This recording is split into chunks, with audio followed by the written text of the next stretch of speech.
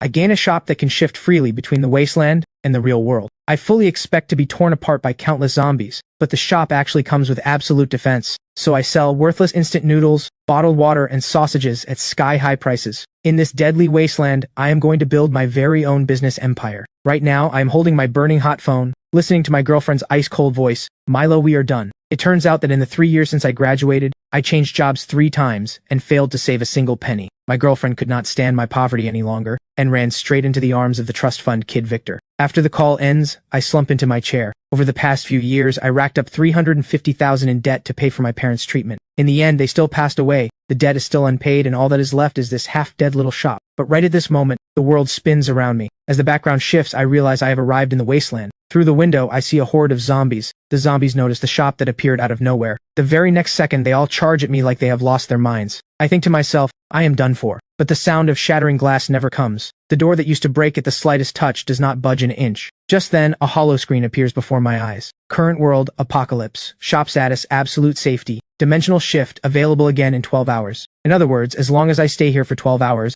I can return to the real world. I glance at the monsters outside and scratch my head in frustration. This tiny shop, barely 200 square feet, is packed with all kinds of goods: braised beef, instant noodles, bottled water, sausages, bread, cookies. Back in the real world, all of this combined is barely worth anything. But what about here? A thought claws its way up from the depths of my mind. In the wasteland, the most precious thing is not gold, not diamonds. It is clean food and water. I rush to the counter and grab the most ordinary bottle of water. This bottle costs $2 in the real world. In this zombie-infested world, how much is it worth? I think of that $350,000 in debt, and I think of Tiffany's words on the phone, "We are done." I twist open the bottle and take a long, hard gulp. What I need to do now is use these 12 hours to earn my first fortune. I am already calculating. 1 bottle of water for 1 gram of gold. No, too little. 1 bottle for 10 grams. 1 pack of noodles for 100 grams. I force myself to calm down. I need customers first. A dozen zombies are blocking the entrance. No survivor would dare come close. But sitting here for 12 hours doing nothing? No way. My eyes land on the braised beef noodles, and a plan takes shape in my mind. In this world, drenched in rust and rot, what could possibly be more lethal than the aroma of a steaming bowl of instant noodles? I plug in the power and flip the switch. The kettle starts gurgling. The shop actually has electricity. It seems this system-bound space is completely independent from the outside, a world of its own. The water boils fast, and a rich, overpowering aroma explodes inside the shop.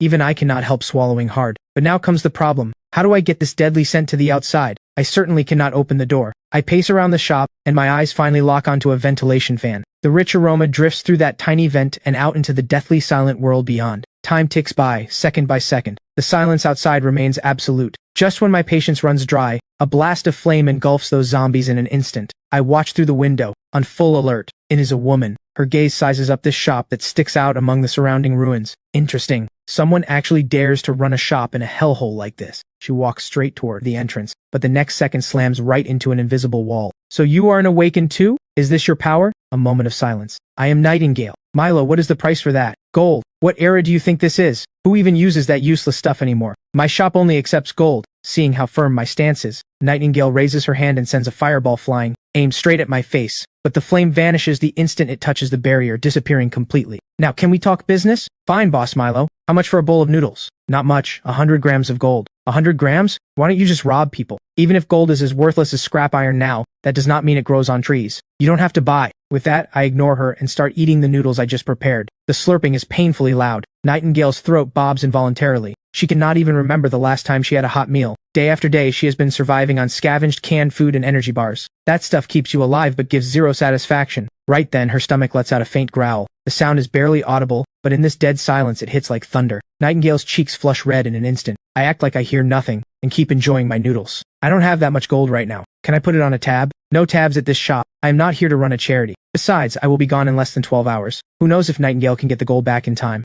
Finally, I finish the last bite and let out a satisfied burp. I casually grab a sausage off the shelf, flick it with my finger, and it arcs perfectly through the air as casually as tossing food to a stray cat. Nightingale's body goes rigid. This is pure naked disrespect. But reason tells her to pick it up and eat it. Time seems to freeze. 2.5 seconds later, hunger defeats dignity. In just 3 bites the sausage is gone. That is my good faith gesture. 100 grams of gold for 1 bowl of noodles. Fair and square. Wait for me. She drops those 2 words and turns to leave. With her abilities, as long as she finds a survivor settlement or a pre-apocalypse bank vault, getting 100 grams of gold is no big deal. But I call out to stop her. Hold on. I pull out a can of cola, nice and easy. The legendary cola. a drink you could find anywhere before the apocalypse, but today it is more luxurious than the finest wine. This one is 50 grams of gold per can. Before Nightingale can respond, I tear open a pack of spicy snack sticks. This one is cheap, 30 grams of gold a pack, ice-cold cola, spicy snack sticks, piping hot noodle soup. Before the apocalypse, these three were the cheapest combo you could find, but now they are filled with the ultimate temptation. Nightingale's fists clench at her sides until they creak. You had better have enough stock. Then her figure vanishes. She's going to get gold.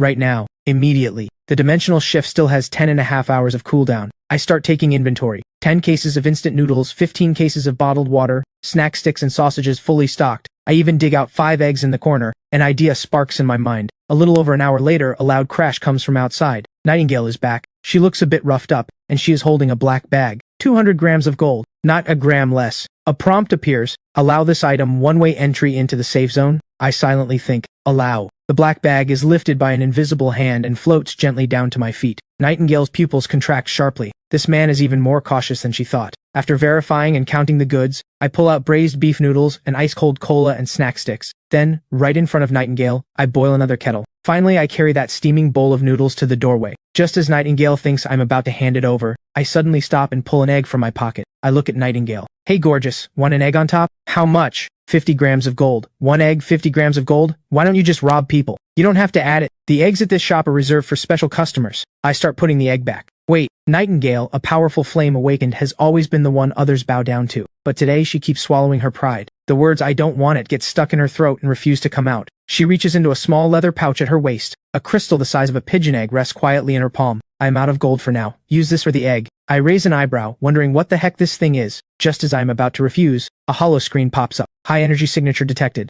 Item, low tier zombie crystal core. Strongly recommended. Complete this transaction. I had it wrong. I had it all wrong. I have been using the shop the wrong way this entire time. I have been so busy figuring out how to pay off that $350,000 in debt that I missed the shop's true purpose. These crystal cores. In an instant, everything clicks. But I keep a look of disgust on my face. What is this ugly rock? It looks gross. This is a crystal core from inside a zombie's brain. It is essential for awakened training. Gold is not even worthy of being compared. So this crystal is some kind of power resource in this world? What would a shopkeeper like me need it for? Nightingale is shaking with rage. This man is impossible to deal with and blind as a bat. I watch her looking ready to explode and let out a sigh. Fine, you seem sincere enough. I will make an exception just this once. The moment those words leave my mouth, I silently think the command. Collect. The crystal core vanishes from Nightingale's palm in an instant. I do not even glance at it. I just shove the core into my pocket. Then I hand over the deluxe egg-top supreme noodles, along with the cola and snack sticks. She grabs a fork and wolfs it all down, not leaving even the scallions at the bottom. She cracks open the cola and downs it in one go. Only then does she tear open the snack sticks and eat them one by one. Through all of it, I just watch in silence.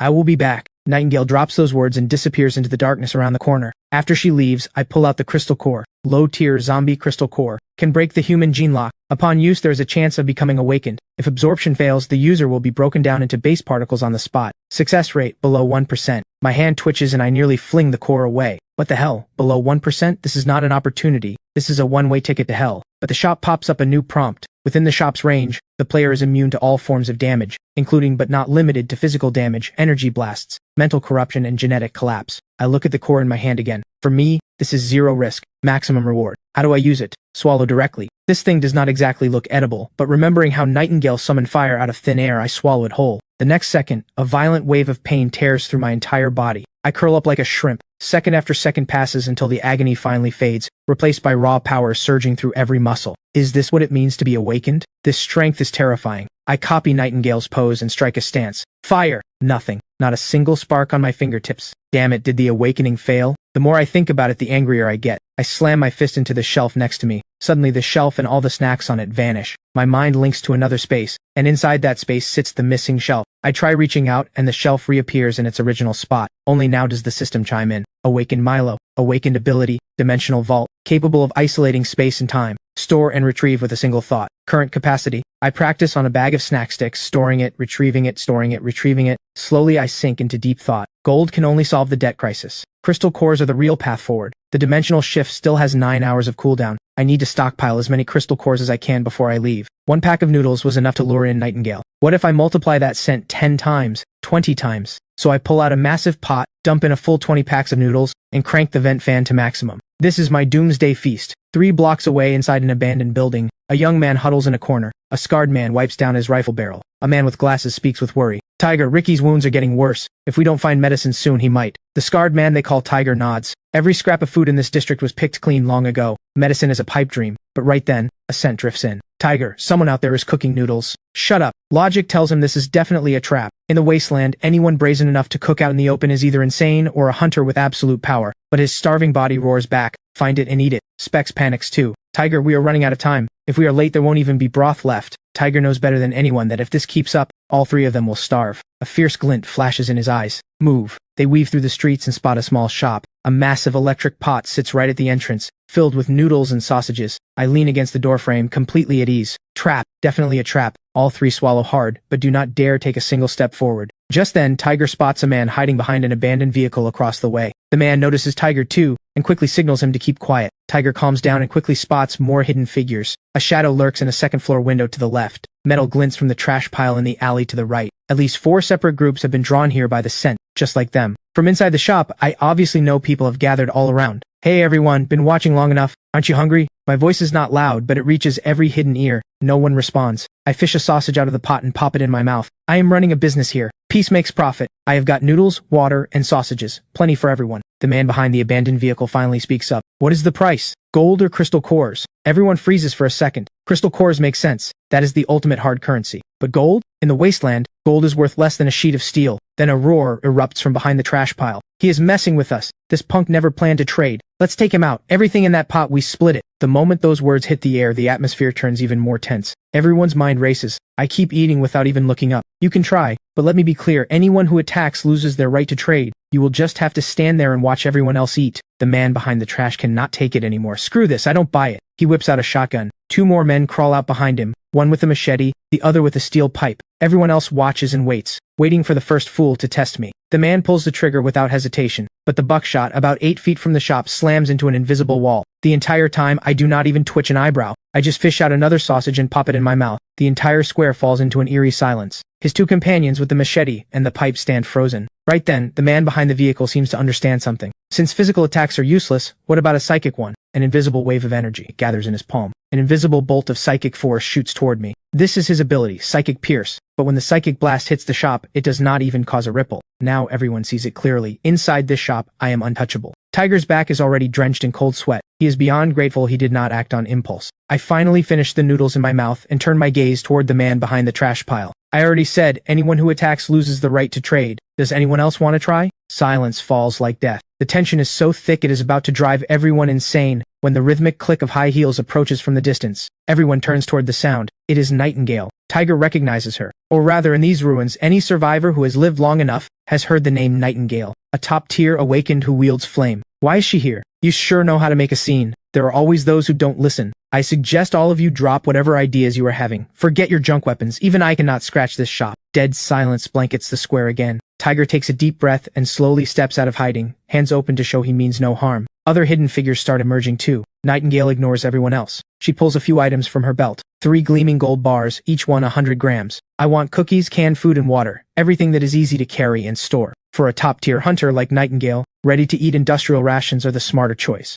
I like doing business with smart people. I quickly pull out compressed biscuits, canned luncheon meat, and bottled water. A smooth trade, done in full view of everyone. Nightingale takes the food, turns, and vanishes into the darkness. Every pair of eyes snaps back to me. This time there's no hostility, no testing, only the purest hunger. Now it is your turn. Everyone clear on the rules? Gold or crystal cores for food, except for them, of course. The man from the trash pile cannot hold out any longer. He scrambles over to me on his hands and knees. Boss, I was wrong. I was so wrong. Please, just one bite. Just a sip of broth. His 2 companions drop to their knees behind him, begging. The survivors around them feel no sympathy, only relief that they held back. I already said anyone who attacks loses the right to trade. I stop paying them any attention and scan the crowd. Who else wants to trade? Tiger pulls out a crystal core and holds it up to me. With a single thought, the core floats into my hand. I say nothing and turn to grab 3 large bowls, packing them full of noodles and sausages. Tiger lifts that bowl and feels warmth he has not felt in ages. All 3 of them bury their faces in the bowls and inhale the food. With someone finally breaking the ice, the rest cannot hold back any longer. Boss, I want to trade. Me too. I have got a crystal core. Even the man who launched the psychic attack earlier steps up to me. He silently pulls out 2 crystal cores, not daring to meet my eyes. I accept them without expression and give him a bowl just the same. Once the floodgate of trade opens, there is no closing it. Some bring gold jewelry,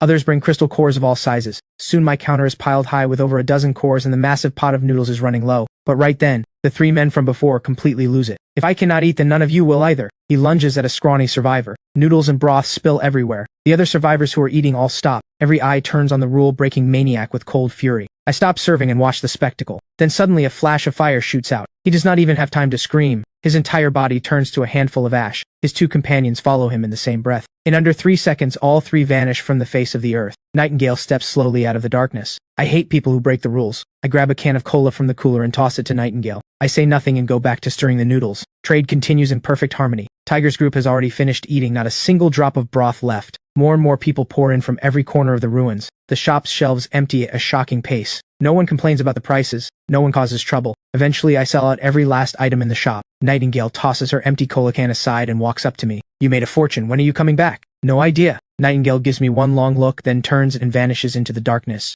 After everyone leaves, the square falls completely silent. With a single thought, I open the dimensional vault. Inside sits over 100 kilograms of gold and a full 33 crystal cores. Absorbing crystal cores will bring extreme pain, but I do not hesitate for a second. I swallow every single one. This time it is not just intense pain. It is a pressure beyond imagination, like my body is about to burst. If I were not inside the shop, this energy would rip me apart in an instant. Through the peak of agony, I absorb the very last trace of energy. When I open my eyes again, I see a bug on the ceiling. Its wings beat in what seems like slow motion. I hear the low growl of the zombies outside, smell every trace of blood and damp earth in the air. My senses have been enhanced to an unbelievable degree. I reach toward the shelf beside me and clench my fist in the air. With a faint tremor, the shelf slowly rises off the ground. This is not the dimensional vault. This is telekinesis. I immediately pull up the system holoscreen. Awakened Milo. Ability 1, Dimensional Vault. Current capacity, 1,000 cubic meters. Ability 2, Telekinesis. Can manipulate objects within 50 kilograms from a distance. I actually unlocked a second ability. For the remaining time, I wait calmly for the countdown to end. As that twisting sensation hits again, I return to the real world. The stench of rust and rot is gone, replaced by the fresh scent of earth and grass. Dimensional shift complete. Current world,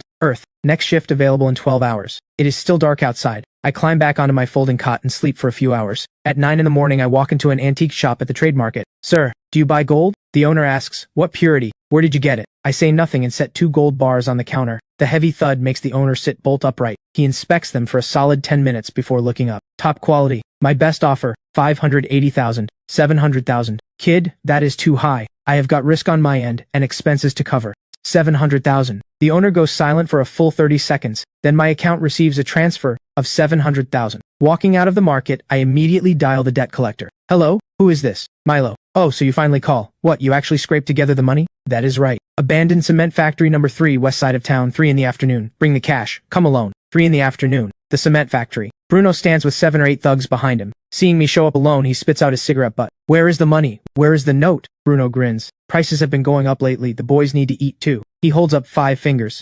500,000. I will burn the note right in front of you. I hate people who break the rules. I was going to pay you the full 350,000, but now I am only paying 200,000. My voice is calm, but everyone hears it crystal clear. Bruno's expression freezes. He cannot believe what he just heard. What did you say? 200,000, not the penny more. Get him! A thug grabs a steel pipe and swings it right at me, but instead of blood and broken bones, the pipe freezes 4 inches from my face, caught in my hand like it is nothing. The thug flies across the room as if launched by a catapult. His agonized screams echo through the entire cement factory. Bruno finally snaps out of his shock. Everyone get him! But no matter how many there are, a few elbows from me is all it takes. Within seconds, every thug is on the ground. Bruno is trembling from head to toe, not from anger but from pure fear. Stay away from me! I am warning you, my boss is. The note. Bruno scrambles to pull out a stack of papers. Right in front of his face, I transfer 200,000. It was supposed to be 350,000. Now it is worth 200,000. I tear the note to shreds, turn around, and walk away. That chapter is closed. I have bigger things to do. I head to the used car lot, and before long I'm driving a second-hand van toward the city's biggest wholesale food market. I step inside the warehouse. Before the clerk can even open her mouth, I say,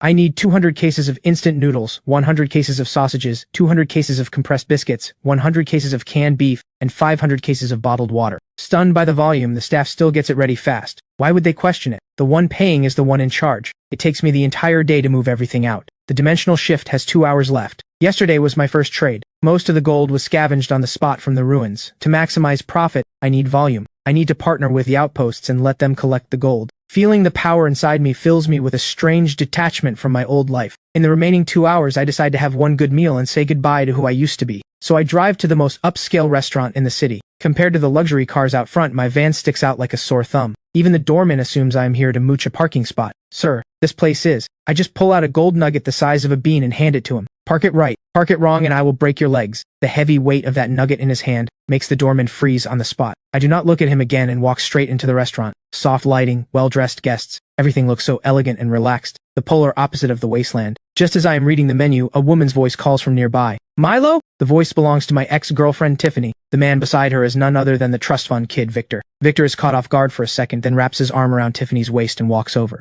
Well, if it isn't Milo. What happened to your little shop here to apply as a dishwasher? A single steak here costs $3,800. Your whole month's salary wouldn't cover one bite. Too noisy. Tell the head chef to send out his best. Victor feels like he just punched a cloud. Being completely ignored makes him furious, so he raises his voice even louder. Are you deaf? I'm talking to you, but my face shows absolutely nothing. Tiffany suddenly feels like the man in front of her is a complete stranger. The restaurant manager rushes over. Sir, please calm down. You are disturbing the other guests. Victor sees the manager and gets even bolder. Mr. Clark, perfect timing. Since when does your restaurant let just anyone walk in? Letting someone like him sit here is dragging down your standards. Mr. Clark certainly knows who Victor is. He is the son of some real estate tycoon in the city. But Mr. Clark also notices how unusually calm I am. So he replies, firm but polite. Mr. Victor, our restaurant treats every guest equally. Do you have a private room? Mr. Clark immediately bows a full 90 degrees. Mr. Milo, my sincerest apologies. We failed to serve you properly, and it affected your dining experience. He immediately sends a server to escort me to a private room. From start to finish, I do not give Victor so much as a glance. Victor tries to say something else, but Mr. Clark cuts him off.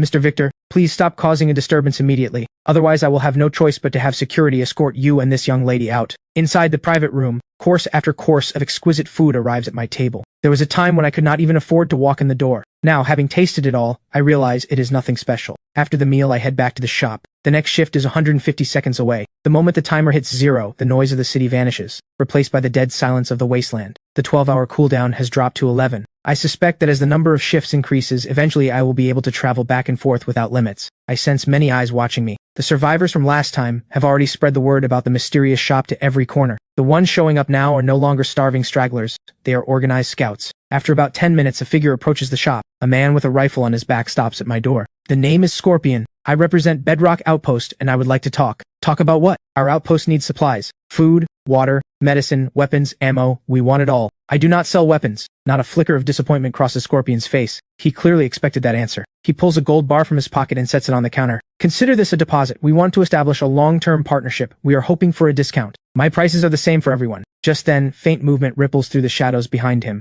Scorpion raises his hand in a calming gesture. We are very sincere. I say nothing. I reach toward the canned meat on the shelf and clench the air. The cans float slowly onto the counter. Scorpion's pupils contract sharply. Telekinesis. Before coming here, Scorpion assumed my only advantage was the shop's unbreakable absolute defense. He never imagined I am a powerful awakened myself. 1 case of canned goods, 1 gold bar. We need an exact number. We need to know how much stock you actually have. That is one of the real reasons he came. I let out a quiet laugh and snap my fingers. A mountain of bottled water materializes on the ground out of thin air. The sight makes Scorpion's brain stall for a solid 2.5 seconds. Is this enough? If not, I snap my fingers again. Another mountain, this time compressed biscuits. Scorpion's throat bobs. The man in front of him does not just have telekinesis, he also has a spatial ability. What is the price? I already told you. 1 gold bar, 1 case of canned goods. We will take everything, but we need time to gather the gold. Gold works for the loose items on the shelves, but for bulk orders you pay with something else. Crystal cores? Impossible. Crystal cores cannot be used for trade. They are the source of every awakened's power. They are the very foundation of our outpost. That is your problem, not mine. The moment those words leave my mouth,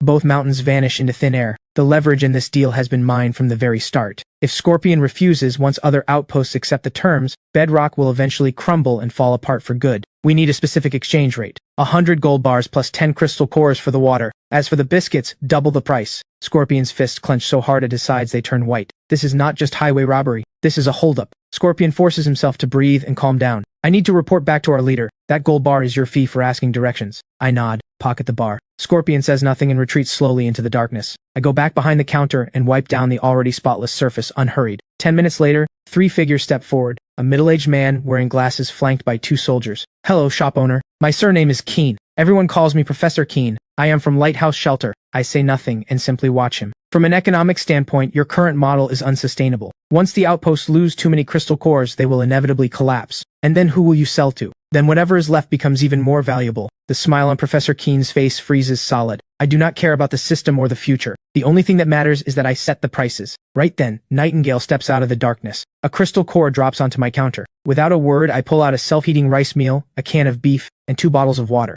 Nightingale takes the goods, turns and walks away. The entire exchange happens in silence. Professor Keen's so-called rational analysis has just become the biggest joke of the day. 100 gold bars plus 10 crystal cores. We will take the water. Deal. But the price just went up. Your little lecture wasted 3 minutes of my time. So now it is 15 crystal cores. We will take it. The man in front of them may not be the strongest awakened in the wasteland, but his shop is the ultimate trump card. Professor Keen pulls out a military communicator. Bring 100 gold bars and 15 crystal cores. About 20 minutes later, the roar of vehicle engines rumbles in the distance. 2 metal crates land in front of me, one packed with gold bars, the other holding 15 crystal cores. I toss case after case of water beyond the barrier. After the deal is done, several figures emerge from the darkness. Scorpion is back, and behind him stands a 20-strong squad. Both sides instinctively train their guns on each other. We brought what you asked for. The crates open. Not just gold bars, but 20 crystal cores. 10 more than I demanded. Scorpion lets his actions speak louder than words. Professor Keen's face turns deathly pale. Even in the apocalypse, people are one-upping each other. I give a casual wave and pull stacks of compressed biscuits and several cases of canned beef from the dimensional vault. On the house. Scorpion's breath catches for an instant. He bet right. He immediately bows deeply to me, then turns to face Professor Keen. Bedrock came here to trade. We do not want trouble. But if Lighthouse tries anything here, we are ready for a fight. On cue, every gun behind Scorpion chambers around. The Lighthouse soldiers squeeze out a few words through gritted teeth. We are leaving. I watch it all in silence. Fascinating. One faction built on technology and knowledge, another built on brute force and discipline, Bedrock. After Lighthouse leaves, Scorpion bows once more and pulls out fast. These 2 deals net me another 100 kilograms of gold. The quiet does not last long. This time 3 convoys roll in from different directions. Zombie shrieks erupt from every direction. All 3 factions give the order almost simultaneously. Open fire. Heavy machine guns and assault rifles crack on one side while awakened hurl fireballs and ice spikes on the other. After the last zombie drops with a headshot, the square settles into a fragile calm. Boss Warax has something to say. Arcshelter is here with full sincerity too. Line up. Start over there. Warax runs this whole East District. Since when do we wait in line? Boss, what are you trying to say? We came here with respect and cleared out the zombies for you. I said, line up. If Warax does not follow the rules, I will not sell you a single thing. Warax still carries weight in this East District. Making friends with us would not hurt. I do not care about one more friend or one less. Either follow the rules or leave. Line up? Where does that leave Warax's reputation? The bald brute lets out a growl as if he has made up his mind. He turns to his men and waves hard. Bring the crates up front. I am buying first today. 2 Warax members haul a heavy metal crate forward. Someone broke the rules. Trading is over. With one sweep of my hand, every last bit of stock vanishes into my dimensional vault. The entire shop is empty in a heartbeat. The other 2 factions glare at the bald brute with pure fury. I came here with gold and crystal cores to do you a favor. Don't push your luck. Nobody in the East District dares to ignore Warax. Who do you think you are? I hate barking. Open fire. Blow this dump to dust. A hail of bullets rips toward the shop, but every single round is stopped by the invisible shield. Not only will I never sell Warax another thing, I am putting a bounty on your head. 100 cases of canned beef. Every Warax member freezes. I raise my hand and 100 cases of canned beef appear on the ground. Instantly, every pair of eyes shifts to the bald brute. You all want to turn on me? I am the 3rd boss of Warax.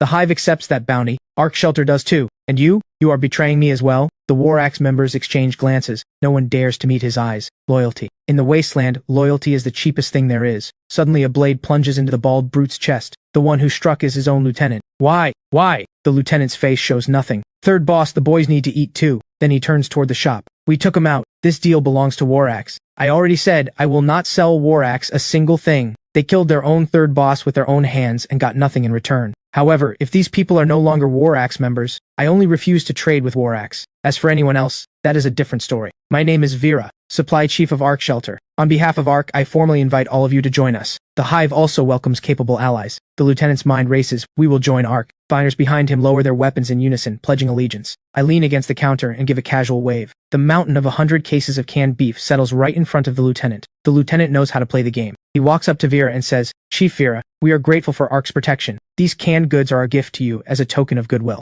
The Hive crew watches with envy, but they do not dare get any ideas. This time no one raises a single objection. Vera takes her place behind the tiled step. The lean man from the Hive silently lines up behind her. What do you need? Compressed biscuits, water, and noodles. 2 crates pop open. Inside are 50 gold bars and 20 crystal cores. After the deal is done, she is in no rush to leave. Boss Milo, do you take pre-orders? I do. What do you need? Antibiotics, cold medicine, as much as you can get. Go back and make a list, then bring me a deposit. I will have the goods ready next time. Next up is the lean man from the hive. Just like Vera, he pre-orders medicine plus cigarettes and liquor. After the organized trades wrap up, a handful of individuals step up to trade. Some bring gold jewelry, others bring small crystal cores. But then one person brings something completely new, a vehicle battery. The energy density and cycle life of batteries in this world are nearly double what exists in mine. It suddenly hits me. I have been treating this world as nothing more than a crystal core and gold cash machine, completely overlooking the technology this world already had before the disaster struck. I turn around and pull out 2 loaves of bread, a bottle of water, and 2 sausages. The surrounding survivors are stunned. That much for a battery? From now on, I am buying these batteries too. In the back of the crowd, several lone wolves quietly form a circle around the man. He clutches the food tight against his chest, his body shaking. This food is not hope. It is a death sentence.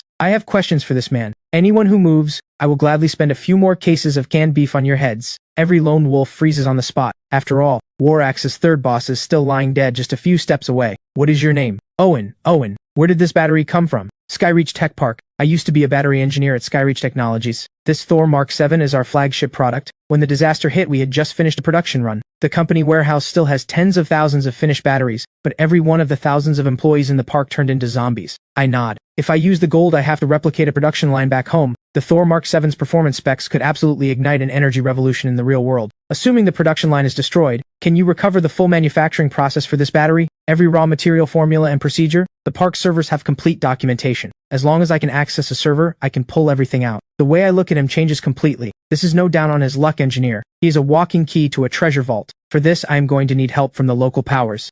With that in mind, I look at Owen. From now on, you work for me. Your job is to evaluate every piece of tech I receive. In return, I will provide you with food and water. A wave of uncontrollable joy surges through Owen's heart. What does it mean to turn your life around overnight? This is exactly what it means. But some survivors are quick thinkers. If Owen can change his fate with a single battery, why can't they? In an instant, a gold rush sweeps through the survivors. A salvaged motherboard from a military drone, a sealed biological sample cooler, even half a burned academic journal. I turn nothing away and hand everything to Owen for evaluation. The gold rush carries on well past midnight. Just then, 2 blinding headlights tear through the darkness, followed by the steady roar of powerful engines. Vera and the lean man step out of their vehicles almost at the same time. Several crates packed with gold and crystal cores sit heavy on the ground. This is a deposit from Ark in the Hive. Deposit received. I will have your goods ready for the next trade. Vera and the lean man bow at the same time, their posture respectfully low. Although the deal is done, neither of them shows any sign of leaving. Their eyes fix on Owen and the pile of tech scrap on the ground.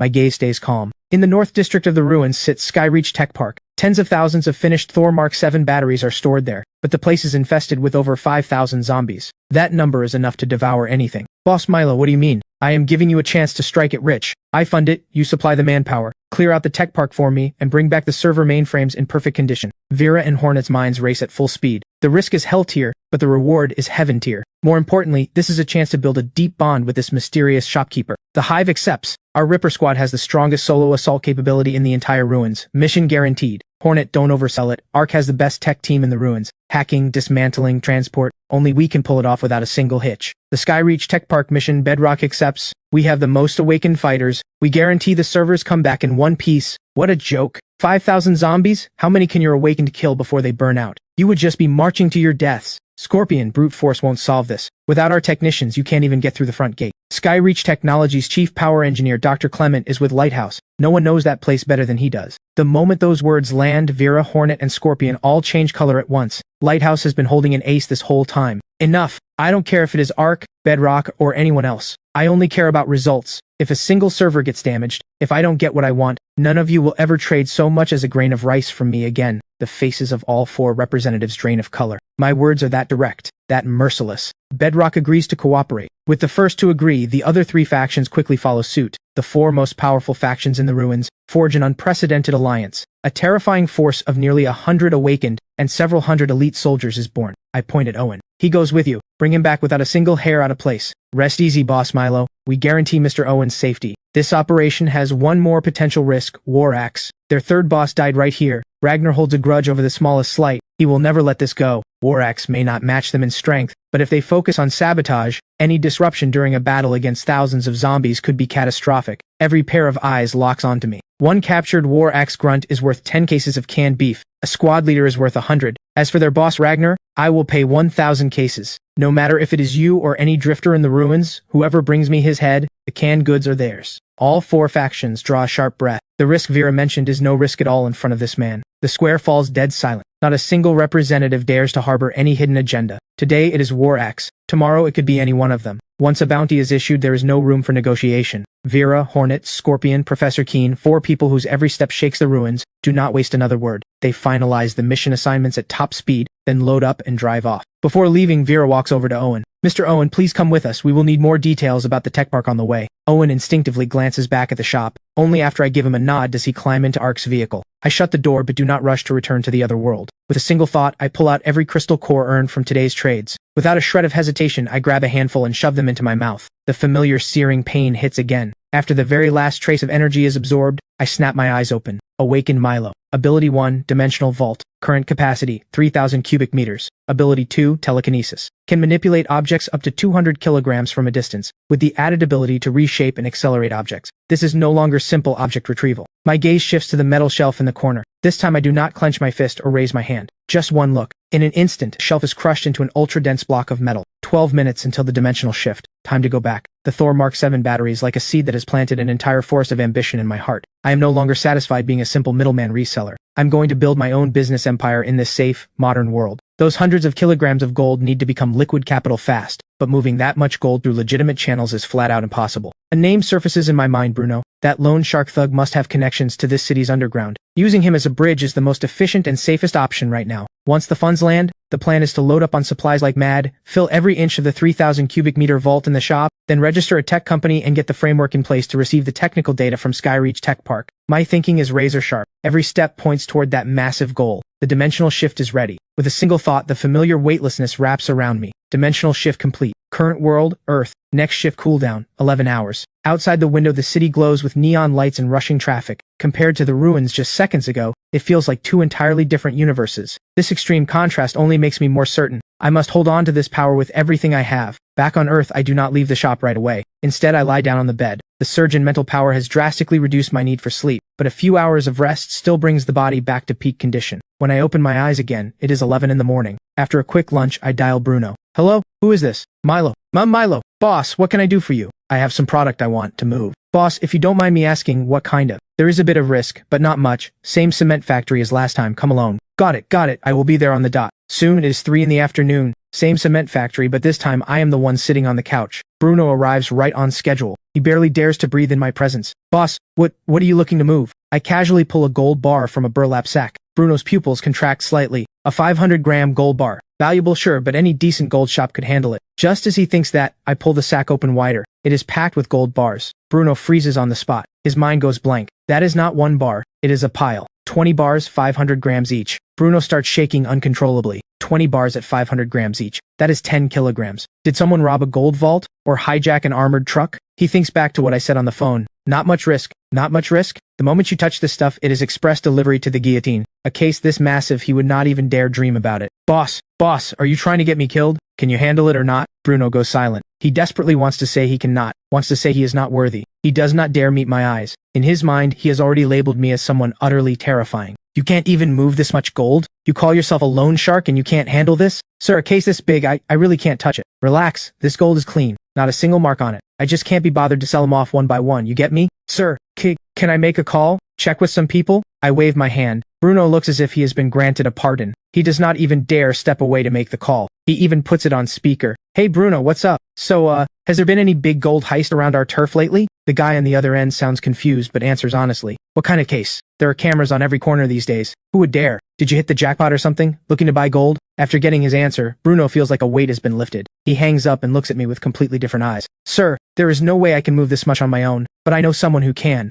I wave my hand again. Bruno dials another number with trembling hands. What is it? Sylvia, it's Bruno. I've got a big player here with a batch of gold to sell. Serious volume. How much? T10 kilograms, and there's more after that. This time the silence on the other end drags even longer. Half an hour, the usual place, I will inspect it personally. 30 minutes later, we arrive at a private club. Sylvia is a woman in a fitted silk dress. She gestures for me to take a seat. I do not hold back. I stride over and sit down, then drop the sack onto the table. The woman called Sylvia does not pause her tea pouring. Only after sliding the cup in front of me does she finally speak. And you are? Milo. Mr. Milo, may I see the goods? I nod. After the bag is opened, 10 gold bars sit there quietly. Sylvia's technique is razor professional. She examines them for a long time, murmuring to herself, 999 purity, full weight, standard gold bars. Finally she looks up at me. Mr. Milo, a batch this size, where did it come from? I pick up the teacup and take a quiet sip. Mr. Milo, it is not that I don't trust you, but this business has its rules. 10 kilograms is not a small number, I need to know. She studies my expression as she speaks, but I say nothing. I just glance at Bruno. He gets the message instantly and hurries out of the room. Then I pull a gold bar from the bag.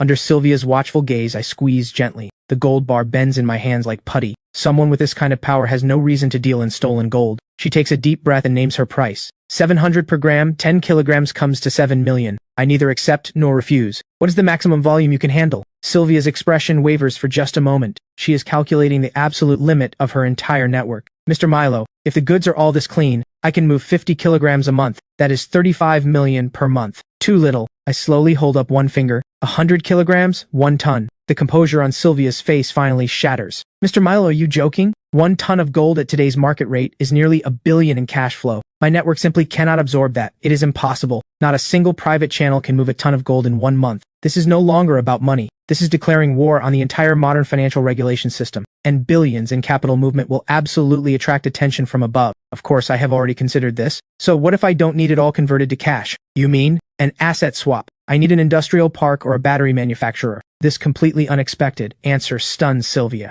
She never imagined I was selling gold not for a life of luxury, but to build real industry. A terrifying being, who can crush gold bars barehanded and produce a ton of gold every month, actually wants to become an industrialist. This is no longer a deal. This is a capital operation on a scale she cannot even fathom. Mr. Lin, this has completely exceeded my authority. I need to report to my superior. I wave my hand once more. Sylvia dials the phone. Sir, it is Sylvia. There is a deal, a big one. The product is gold. Very clean, the volume. At this point she glances at me. I currently have 300 kilograms on hand. The client can supply 1 ton per month. He currently has 300 kilograms ready to go. After the call ends, Sylvia has gone from the one running the deal to a pure messenger. Mr. Milo, my boss wants to meet you in person. Tomorrow evening, 7 o'clock, same location. I nod and point at the gold. Move these first. As a show of good faith, we can offer 800 per gram for this batch. In less than 5 minutes, my account receives 8 million. After the deal is done, Sylvia personally walks me out, all the way until I drive off in my van. After I leave, Bruno sidles up with a grin. Sylvia, so how did it go? That mister. From now on, regarding Mr. Milo, do not ask a single question. Whatever he tells you to do, you do it. If something goes wrong, nobody can protect you. I do not go back to the shop. Instead, I head to the wholesale center. The salesperson from last time spots me and rushes out to greet me. Boss Lin, you are back. What can I get you this time? Follow this list. Every item 10 times the quantity. The manager glances at the list. His hands tremble. Absolutely, we will get it done. After paying 2 million in goods, I make trip after trip back and forth, until more than half the dimensional vault is full. But I have something even more important to handle. A simple box of antibiotics in that broken world is worth far more than gold. I drive to the city's pharmaceutical wholesale district. I skip the flashy storefronts and instead walk into a small shop tucked in an alley. The middle-aged man inside glances at me. Prescription or hospital purchasing license? Neither. Then I can't sell. But I just pull out my phone and open my balance. A long string of zeros hits the man's eyes. Amoxicillin, tourniquets, gauze, iodine, saline solution. I will take everything you have. The man's breathing completely stops. What do you need all this for? You only need to answer one question. Are you selling or not? He lowers his voice, takes a deep breath. The warehouse is in the back. Follow me. 30 minutes later, my van is stuffed with medical supply crates.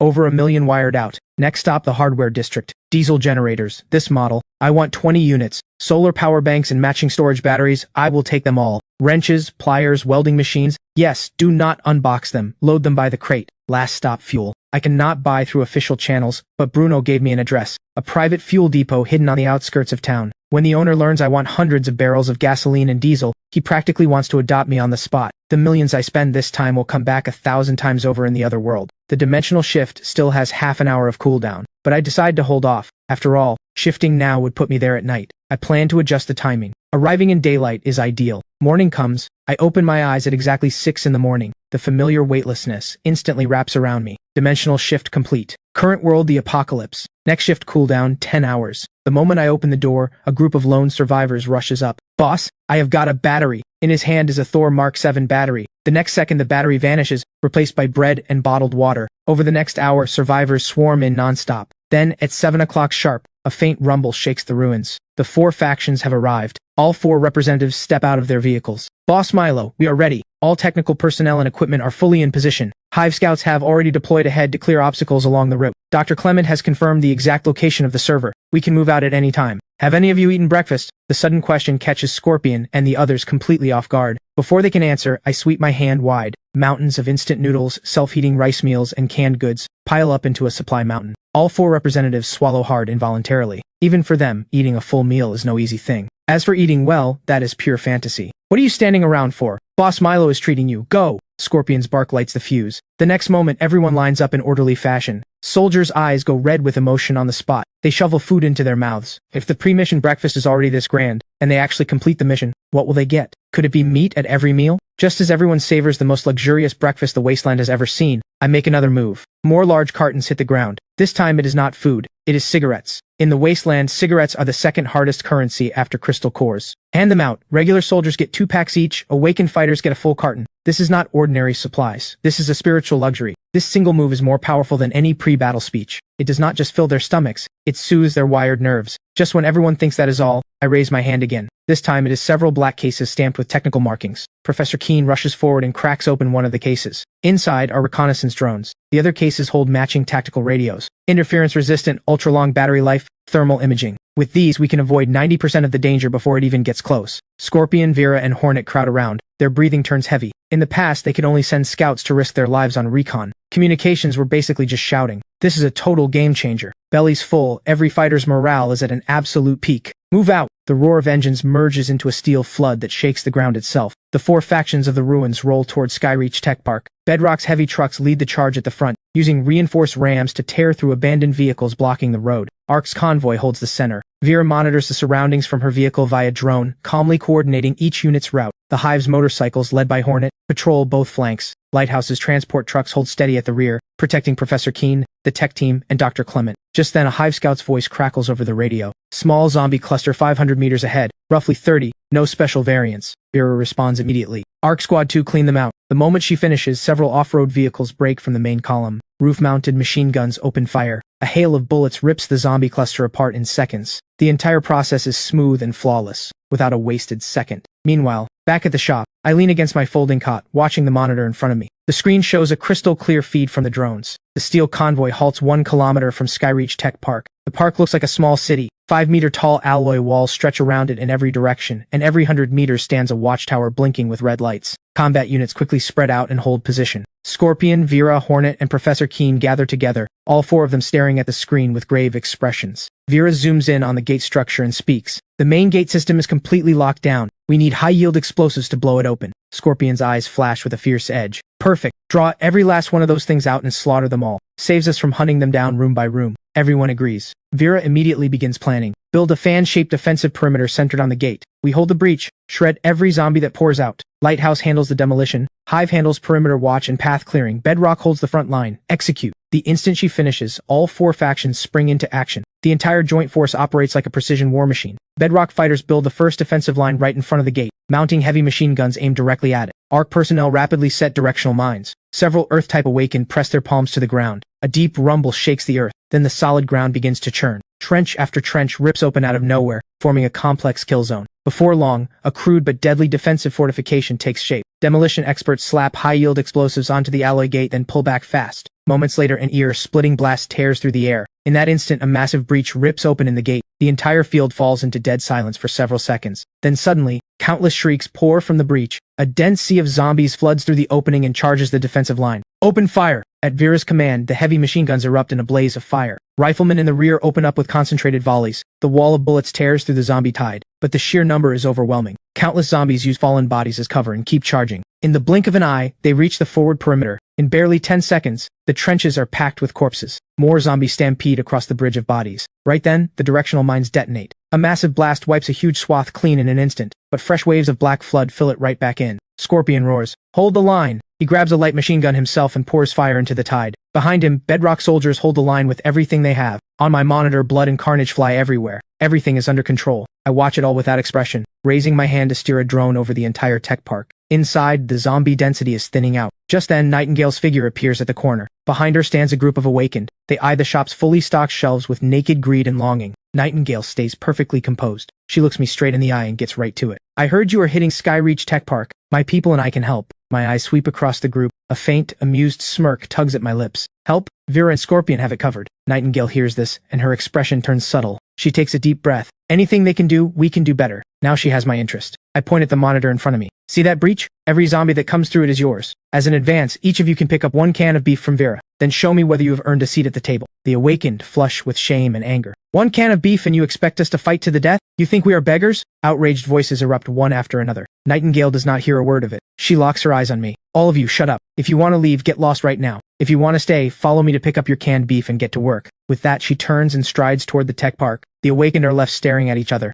After a moment, Scar grits his teeth and follows. The rest see this and fall in line one by one. From inside the shop, I take it all in. A cool, faint curve forms at the corner of my mouth. What I want is not a pack of mercenaries who only care about payment. I want a force that is loyal to me. Before long, Nightingale arrives at the front line with over a dozen awakened. Vera frowns slightly at the sight. Nightingale wastes no words. Orders from Boss Milo. From now on, that breach is ours. Vera asks nothing more. She simply hands out a crate of canned beef. Nightingale and her people accept the cans without expression, then march straight toward the zombie tide without a second thought. Vera watches this with a complicated look. She does not understand why I would send a ragtag bunch of loners into battle, but she swallows her doubt and issues a new order. All units conserve ammunition. Shift fire to both flanks. In an instant, the gunfire thins out. A deadly gap opens in the front line. Countless zombies surge toward the opening. Scar lets out a beastly roar at the sight. He transforms into a hulking humanoid beast over 2 meters tall, charges headlong into the tide, and sends over a dozen zombies flying on impact. The others join the fight. All kinds of awakened abilities explode across the battlefield. But the problem becomes painfully obvious almost immediately. Every awakened is fighting solo. Zero coordination. Their attacks are savage and effective, but their defense is full of holes. Zombies keep slipping through the gaps, and the soldiers behind them have to pick off each one. Nightingale stands at the rear the entire time, watching with cold eyes. Before long, signs of collapse begin to show. Only then does she move. She slowly raises her right hand. An otherworldly flame lotus blooms silently in her palm, radiating a spine-chilling aura of pure destruction. Fall back! The awakened scramble backward in a frenzy. The next second, Nightingale steps forward and gently pushes the flame lotus from her palm. The lotus drifts free, floating lightly toward the center of the tide. The instant it touches down, it erupts into a firestorm that completely engulfs everything within dozens of meters. Over 100 zombies are reduced to ash in the blistering heat. Moments later, the flames die out. Everyone stands frozen, jaws dropped. I watch the monitor and crack a smile. Nightingale is interesting, strong enough, and a clear head on her shoulders. As for the rest, nothing but a ragtag mob. While I am thinking, I notice the flow of zombies from the breach has thinned to a trickle. The interior is nearly cleared. Vera and the others notice it too. Morale surges across the battlefield. After several more rounds of concentrated fire, the zombie tide is cut off for good. Vera's voice rings across the entire line. All units advance, maintain combat formation, move into the park and secure the central plaza. Engines roar back to life. The steel flood pours into Skyreach Tech Park. Inside, over 100 roads branch in every direction. High-tech buildings tower on all sides. Before long, Professor Keen successfully connects to the park's local network. He projects a 3-dimensional map into the air. Vera quickly divides the map into 4 zones. Split up. That is the only way to maximize efficiency. Bedrock clears the east zone. Owen goes with them to check if the production line is intact. The hive sweeps the outer perimeter and rooftops. Ark takes the West Zone Administration Building and Data Center. Lighthouse escorts Professor Keen and Dr. Clement into the research building to locate the main server. Moments after the orders drop, the joint force splits into 4 teams and pushes toward their targets. Nightingale's group, however, is left standing alone. Every one of them wears a complicated expression, watching helplessly as the 4 factions roll out. Right then, Vera doubles back. Boss Milo has a message. He wants your group to clear the 6 dormitory buildings on the north side. Any issues? Nightingale gives a quiet nod, then sets off toward the dormitory district. Her people follow without a word. Meanwhile, the Lighthouse squad reaches the research building. Professor Keen immediately sends soldiers to sweep the corridors clean, then takes the elevator down to sub-level 3 with Dr. Clement. Moments later, the elevator doors slide open silently. At the end of the sub-level 3 corridor stands a heavy blast door. Dr. Clement spots it and strides forward, punching a string of characters into the control panel beside the door. A click echoes through the corridor. The massive mechanical lock begins to turn. The blast door slowly swings open, and a wave of cold air rushes out. Inside, rows of black server racks stand in perfect formation. Countless indicator lights blink in the darkness. The team rushes in and begins searching. Within moments, Dr. Clement shouts with excitement. Found it! Professor Keen hurries over. Several technicians fan out immediately, plugging storage devices into the server ports and starting the data transfer. A green progress bar crawls across the screen. Professor Keen speaks into his radio, calling Boss Milo. Lighthouse has reached the target location. Data transfer estimated at 40 minutes. At the same time, inside the massive production hall in the East Zone, the combat squad has cleared every zombie. Owen stands before a giant piece of production equipment, his fingers flying across the control panel. In no time, the indicator lights above the machine switch from red to green. Owen shouts with excitement. The main structure of this production line is intact. Just swap out a few wear parts, hook up a power source and it can restart. Scorpion looks puzzled. Where are the batteries Boss Milo wanted? Owen points toward a sealed warehouse door deep inside the hall. Bedrock soldiers step forward and pry the door open with crowbars. The warehouse stretches into darkness, lined with endless shelving. Everyone freezes in place, because every shelf is neatly stacked with brand new cartons, each stamped with the bold Thor Mark 7 logo. Just then, a soldier steps forward and slices open a carton. The next second, over a dozen pristine batteries tumble out. The Bedrock soldiers erupt in excitement. Owen darts between the shelves, scanning inventory codes on a tablet at top speed. There are at least 30,000 batteries here, and the storage condition is excellent. Damage rate is under 5%. Scorpion can barely contain his joy. If they bring all this back, the canned goods boss Milo gives as a reward will pile up into a mountain. Then Owen's voice rings out again. There is more than one production line here. There are 2 complete production lines. Scorpion lets out a thunderous laugh. He grabs the radio. Reporting to Boss Milo, East Zone Warehouse, 30,000 intact batteries found, plus 2 complete production lines. Back at the shop, I am still leaning against the cot. The radio delivers one piece of good news after another. The hive has secured all high ground, no major threats detected, North Zone dormitories fully cleared. Yet my expression does not change. I simply float a can of cola off the shelf with telekinesis and crack it open. Soon the data transfer is complete. Every battery is packed and loaded. The 4 teams regroup at the main gate. Scorpion's heart starts to churn with anxiety. He does not know if I will approve the victory feast, or worse, blame him for suggesting it. The thought sends a chill down his spine. Before long, the main force returns to the shop. An eerie quiet settles over the area. Every pair of eyes locks onto the closed roller shutter. After a moment, the shutter slowly rises. I step out, face calm, pace unhurried. My gaze lands on Scorpion. Scorpion, you mentioned a victory feast earlier, didn't you? The moment he hears this, his heart drops straight to the floor. Beads of cold sweat form across his forehead. That was me speaking out of turn, Boss Milo. But I cut him off. Good idea. I raise my hand and give one casual sweep. In an instant, a mountain of meat materializes in the center of the square. Pork, beef, chicken, duck, everything. Then mountains of vegetables and potatoes appear out of thin air, plus hundreds of cases of ice-cold beer. In a heartbeat, the entire square fills with the sound of people swallowing. My voice cuts through. What are you waiting for? Today, all the meat you can eat. The words drop, and for a split second the world goes silent. Then an earth-shaking roar of cheers rips through the sky. The soldiers cannot hold back any longer. They charge toward the mountain of meat. Moments later, Bedrock fighters set up grills and light the charcoal. Our crew start washing vegetables. Hive scouts fan out around the perimeter, standing guard for the feast. Minutes later, the rich smell of grilled meat fills the entire square. People eat barbecue, drink beer, as if the world has gone back to the way it was before everything fell apart. A nightingale stands at the edge of the crowd, watching me as I calmly take it all in. In this moment, she suddenly understands. What I offered was not an insult. It was not charity. It was a choice. Keep fighting as a lone wolf over scraps or submit to the lion and feast at his table. I lean against the doorframe, sipping my cola. Suddenly, Scorpion rushes over, face flushed with emotion. He bows deeply. Boss Milo, from this day on, Bedrock will be your most loyal ally. My life is yours. I say nothing. I just crush the empty cola can in my hand, toss it into a trash bin 10 meters away, and speak calmly. Follow orders and there will be meat at every meal. Then I turn and walk back into the shadows of the shop. Those words hit like a shot of adrenaline straight to the heart of every single person there. My presence blankets the entire square. The celebration goes on. Vera, Hornet, and Professor Keen sit around a makeshift table. They know full well that from today on, the rules of the ruins have changed. A long time later, the charcoal dies down. The meat mountain has been picked clean. Then the roller shutter rises silently. I step out once more. Every pair of eyes snaps to me. I simply raise my hand and sweep. Mountains of supplies materialize across the square in an instant. Not just crates of compressed biscuits, but countless neatly stacked cases of canned luncheon meat and cartons of cigarettes. There are 2 stockpiles here. One is the agreed payment to the 4 factions. The other goes to every individual who fought today, distributed by combat merit. Come collect it yourselves. Vera handles distribution. Scorpion assists. With that, I turn and head back into the shop. Another thunderous cheer erupts across the square. Vera steps forward and begins organizing the handout by combat records. The entire process runs in perfect order. By now, everyone knows the old era is over.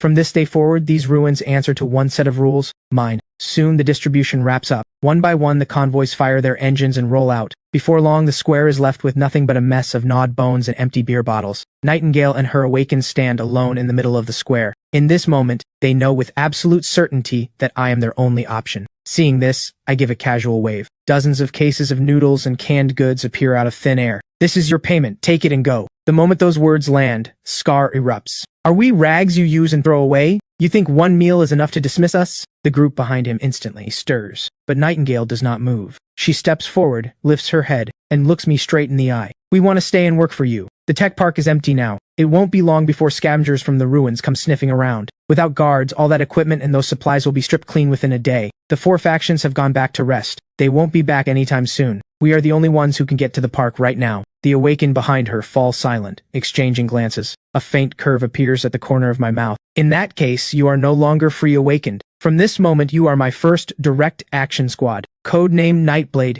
you are the captain. My voice carries an authority that allows no argument. Nightingale gives a quiet nod. I raise my hand again. The next second, a brand new diesel generator lands on the ground, with several barrels of diesel beside it. Then a compact reconnaissance drone and a control tablet appear, followed by over a dozen brand new military radios. This is your gear. Now take your payment and equipment and move out to the tech park immediately. Set up the dormitory district as a temporary base. If so much as a rat sneaks in, I want a report. Everyone stares at the gear, eyes wide. Even Nightingale cannot fully suppress a flash of excitement. She whips around to face her team and barks, "Everyone, inventory the supplies, prepare to move out." This time the response comes, back in perfect unison. "Copy that, Captain." They load up the gear, climb into vehicles, and tear off toward the tech park in a cloud of dust. I pull my gaze back and slowly lower the roller shutter. Silence returns to the shop. I stare at the intricate industrial blueprints on the computer screen. Full production line schematics and manufacturing process data for the Thor Mark 7 battery. A smile creeps onto my face. The plan is clear. Return to the real world, use the gold in the vault as seed capital, and with these high-performance batteries as the foundation, build a business empire that is truly my own.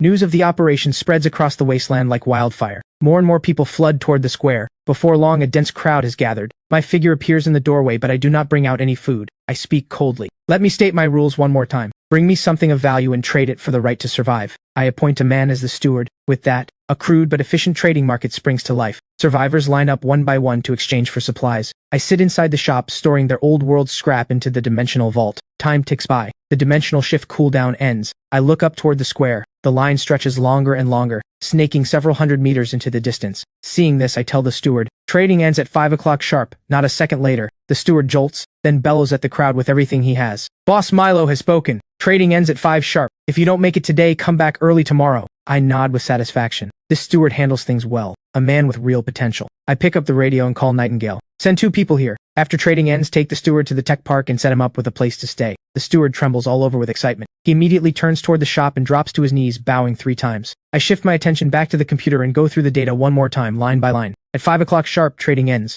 The 2 Nightblade members Nightingale sent have already arrived. The survivors file out. No one dares cause trouble. Soon the square falls silent again. With a single thought, the air around me begins to warp. A blurred vortex appears before my eyes. In the blink of an eye, I am back in the real world. 2 hours remain until the meeting with Sylvia's boss. I head straight to the most upscale mall downtown and walk into a top-tier men's boutique. Half an hour later, I step out in a tailored charcoal gray suit. In this moment, I am no longer the shopkeeper. I am a man of power. 7 in the evening. Tranquil tea house. A white box truck is parked outside the front entrance. I step down from the driver's side. Sylvia is standing at the door to greet me personally, but I walk past her without a word, move to the rear of the truck, and pull out 2 metal crates. The corners of the crates are slightly bent from the sheer weight. Seeing this, Sylvia's pupils contract sharply. 300 kilograms of gold split between 2 crates. Each one weighs over 300 pounds. Yet, he carries one in each hand without breaking a sweat. Sylvia takes a deep breath, forces down the shock, and steps aside to lead the way. The boss is waiting. She leads me through the front gate. I sense several cold presences lurking in the shadows of the courtyard, like a nest of coiled vipers. Soon, Sylvia brings me to a study deep inside the main building. A mahogany desk sits at its center, surrounded by walls of books. An elderly man sits behind the desk, absorbed in a thread-bound antique book. Sylvia bows deeply. "Mr. Tang, Mr. Milo has arrived." Mr. Tang closes the book. His gaze settles on me. I look back at him with equal calm. Then I set both crates down hard on the mahogany desk. The entire surface groans under the impact. 300 kilograms, inspect them. Mr. Tang's eyebrow twitches upward. He does not touch the crates. He simply picks up the desk phone. Soon there is a knock at the door. A middle-aged man wearing gold-rimmed glasses enters the study, carrying precision testing equipment. He lifts the lids. Gold bars sit in perfect rows inside. He begins sampling and weighing them one by one. The inspection finishes quickly. Mr. Tang, 600 bars. Total weight, 300 kilograms. Purity, all verified. Mr. Tang waves his hand. The man and Sylvia exit the room together. Mr. Tang interlaces his fingers on the desk. "I can give you 246 million for this gold." Sylvia tells me you want a battery company. He pushes a tablet toward me. 3 company profiles fill the screen. I do not even glance at them. "Give me Novastar Technologies." The next second, Mr. Tang's pupils contract sharply. Novastar Technologies has nothing of value beyond its factory building and a broken-down production line. It is even located in the suburbs. Clearly, all I need is a legal shell. Mr. Tang wastes no more words. He picks up the phone. "Legal department, prepare a full equity transfer agreement for Novastar Technologies. Finance department, set up a project team immediately. Process this gold through the cleanest channels available." The call ends, and multiple departments kick into high gear. In less than an hour, the contract arrives. I grab a pen and sign my name without hesitation. Mr. Tang stares in disbelief. He never expected me to skip the terms entirely and just sign. But I look at Mr. Tang, my gaze perfectly calm. Now I own this company. I want Novastar Technologies' complete employee roster, including positions, salaries, and all disciplinary records. Also freeze every company account immediately. Seal all physical assets. Without my order, nothing leaves the company. Lastly, notify everyone, 9 o'clock tomorrow morning, all hands meeting at the factory. Anyone late or absent is automatically terminated. I will have people handle it exactly as you said. The acquisition price for Novastar is 180 million. How would you like to handle the remaining gold? I hand over a note. I need 5 million in cash. The rest, please hold it for now, Mr. Tang. Once I finish the internal cleanup, transfer it to the company account. Mr. Tang looks at me with a knowing smile. He finds me more unfathomable by the minute. Before long, Sylvia wheels in a small cart. 2 black cases sit on top. Mr. Milo, here is your 5 million. I nod, stand up, give Mr. Tang a slight nod, then grab the cases and walk out. Shortly after I reach the front gate, I toss the 2 cases onto the passenger seat and start the truck. It pulls away into the distance. Back in the study, Sylvia speaks. Are we really going to partner deeply with Mr. Milo? His background is far too mysterious. His methods are ruthlessly aggressive. Our records show his life history was completely ordinary, yet in the span of a few days he has amassed unimaginable wealth. Mr. Tang slowly turns around. His expression is calm. Destroy every piece of information we have gathered. Leave nothing. From now on, no one under us is to investigate Mr. Milo in any way. Violators will be dealt with by house rules, and if Mr. Milo needs anything, meet it at any cost. Sylvia's eyes sharpen. Understood. The next morning at 8:45, several hundred employees gather in the Novastar Technologies factory floor. Everyone whispers nervously. Every face is painted with anxiety and speculation. Just then, an engine roar approaches from the distance. Every pair of eyes snaps to the factory entrance. I walk straight into the crowd holding a folder. Under my gaze, the chatter dies instantly. I open the folder and call over the Novastar board director. You have 10 minutes. Pack your personal belongings and get out. The entire floor freezes. Blood rushes to the director's face. Have you lost your mind? Who the hell do you think you are telling me to get out? Just then, the chief engineer steps forward to plead. We may not have commercialized yet, but we have made breakthrough progress in materials and design. Just give us a little more time and funding. But I cut him off. Your project ran for 3 years. It burned through every cent of the company's research budget and government subsidies, totaling 78 million. The battery samples you produced fell below market standards with severe thermal runaway risks. Your technology is worthless. The engineer nearly collapses. You don't understand anything. You are destroying Novastar. But I respond coldly. Novastar would only die in your hands. I will lead it to a rebirth and turn the entire battery industry upside down. The moment those words land, everyone exchanges stunned looks. Doubt and unease begin to spread. Seeing this, I continue. I call out several executives one after another and lay out the evidence of their embezzlement, item by item. Only now does the crowd realize I am not here to negotiate. I am here to settle accounts. As I finish reading the last name and its crimes, the executive team's arrogance evaporates completely. The threat of prison hangs over every single one of them. Even the director's face drains of all color. But it is not over yet. I keep calling names. My voice cuts like a frozen blade. From the production line to the warehouse, even the logistics team, every person named has been cutting corners and slacking off. Faced with undeniable records, not one of them can utter a single word of defense. They can only slink out the door under the contemptuous stares of their former colleagues. 10 minutes later, nearly a fifth of the workforce is gone. Those who remain are dead silent, not daring to breathe. The air is thick with an intensity no one has ever felt. I close the folder. Then, under everyone's gaze, I bring a briefcase from the truck and drop it in the center of the factory floor. I pop it open in front of everyone. Inside are rows upon rows of neatly stacked red bills. 5 million in cash, laid bare for all to see. I speak plainly. This money is for you. What those people stole and skimmed is far more than this. Starting today, everyone who stays gets a 50% raise. All back pay the director owed will be settled before we reopen. Now everyone line up. Each person receives a 10,000 bonus. The words drop, and the floor falls silent for a heartbeat. Then a volcanic eruption of cheering shakes the building. Every trace of doubt and fear burns away in an instant. A long line forms in front of the briefcase. Every person who receives their share bows deeply to me. However, one discordant voice cuts through. Leland, assistant engineer from the research department, speaks up calmly. Chairman Milo, my name is Leland. I used to run material tests under Chief Engineer Chen. Now the entire executive team has been gutted. Even Chief Engineer Chen is gone. What are we supposed to produce? The whole floor goes silent. A company without a product is a company that cannot survive. Everyone will face unemployment. At that thought, all eyes lock onto me. I skip the speeches. I simply pull out a Thor Mark 7 battery. This is the answer. From today, Novastar Technologies produces only this. Its name is Nova 1. The next second, Leland and several technicians crowd around, eyes full of curiosity and scrutiny. Is this a prototype? Chairman Milo, what are the core specs? Energy density 400 watt-hours per kilogram. Full load cycle life, 5,500 cycles. The air itself seems to freeze. Every technician in the room draws a sharp breath. Leland nearly shouts, "That is absolutely impossible. Those numbers defy the laws of physics." Compared to the best experimental samples on the planet, this is pure fantasy. Facing the tidal wave of doubt, I let a faint smirk form. This is exactly the reaction I want. Do you have testing equipment in this factory? Use your most professional gear and your harshest standards to verify whether what I said is true. Leland is completely stunned. He never expected this level of confidence. Then he snaps into action with a roar. All tech and quality teams, follow me. He strides forward carefully, cradles the battery from my hand, and sprints toward the second-floor lab. Half an hour later, testing is complete. Leland charges downstairs like a man possessed. His hands tremble as he holds several test reports.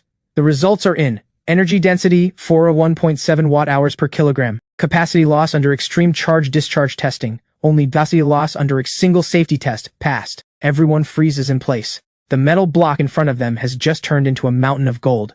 After the announcement, Leland can no longer contain the storm inside him.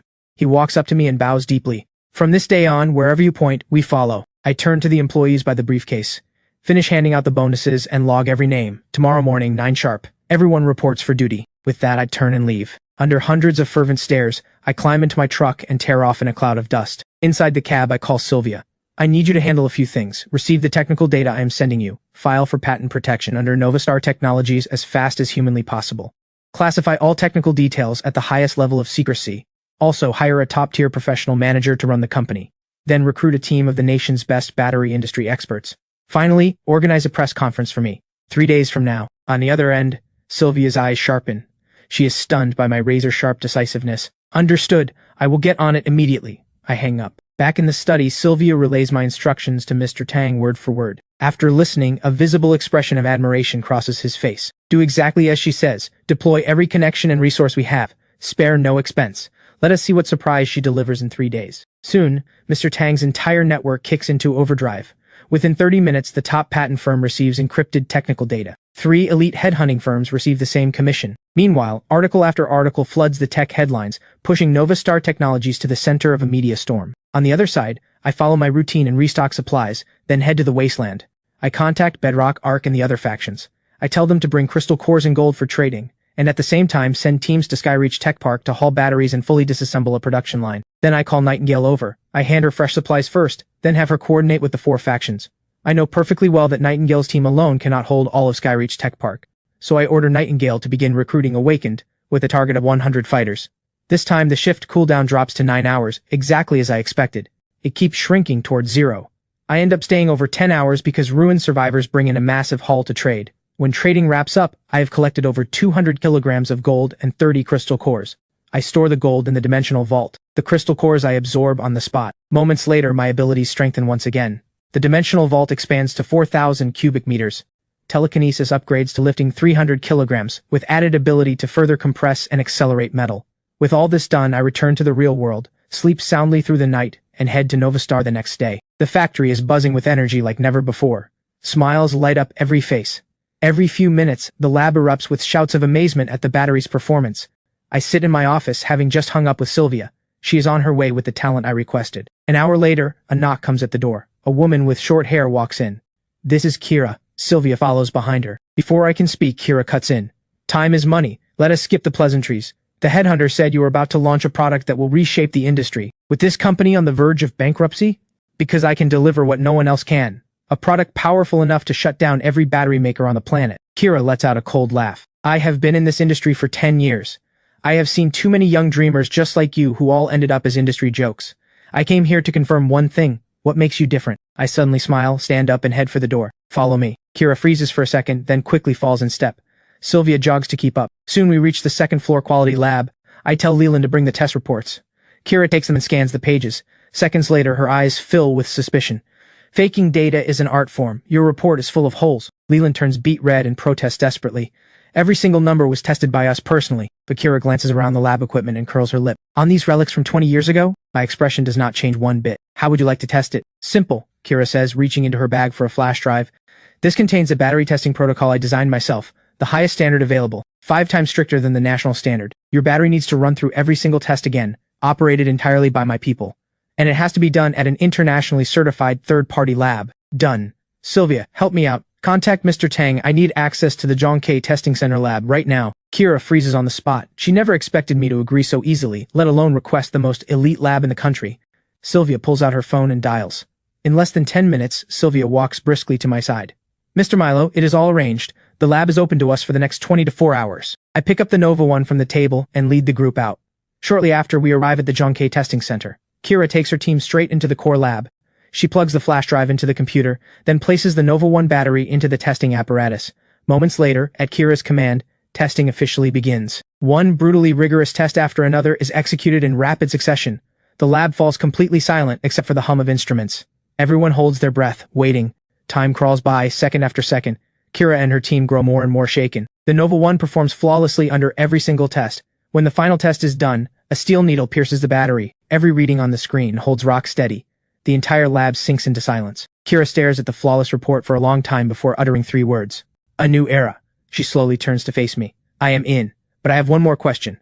Can a product like this actually be mass-produced? What about cost? This is her last shred of rational caution as a professional manager.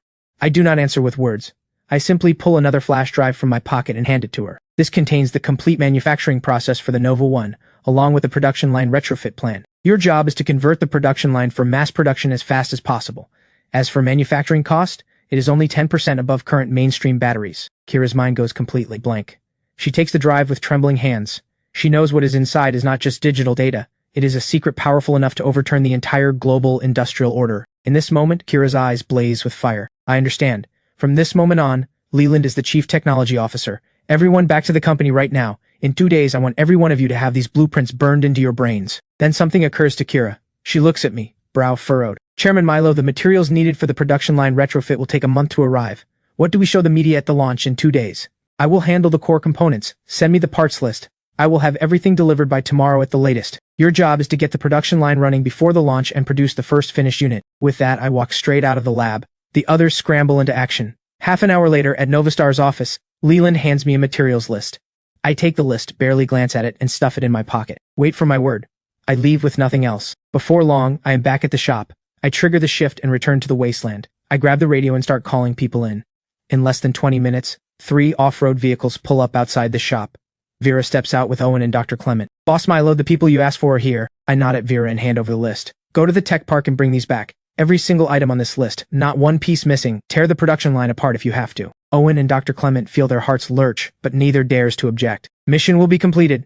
Moments later, the convoy rolls out, racing toward the tech park. I switch the radio to the open channel. This is Milo, trading is open. Bring your gold and crystal cores. The moment I finish, replies flood the radio one after another.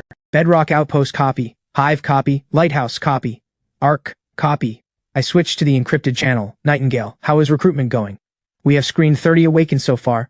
Per your orders, we are running the second round of loyalty vetting. Good. I do not feed deadweight or traitors. As long as they are willing to work, supplies are unlimited. Understood. Within 3 days, Nightblade's full roster will be on your desk. Hearing this, I set down the radio and wait. In less than an hour, engines roar from all 4 directions at once. The 4 factions' vehicles line up in front of the shop. Scorpion is first in line. He sets down 2 heavy metal crates.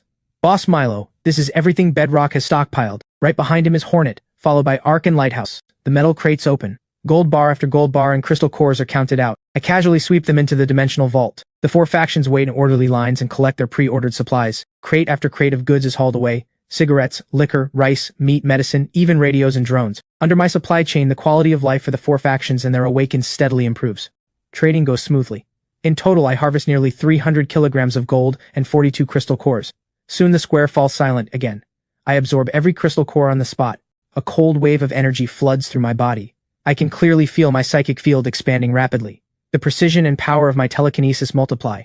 The weight limit breaks through to 400 kilograms with ease. The dimensional vault's interior expands to 5,000 cubic meters. Just then, an engine sounds outside.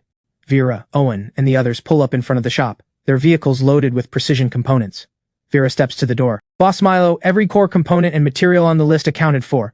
I stand up. Good. At this moment, the Novastar Technologies factory is ablaze with light. The factory floor roars with the sound of cutting metal. Kira stands on the second floor platform, overlooking the frenzy below. Her eyes are bloodshot, but her commands are still sharp and decisive.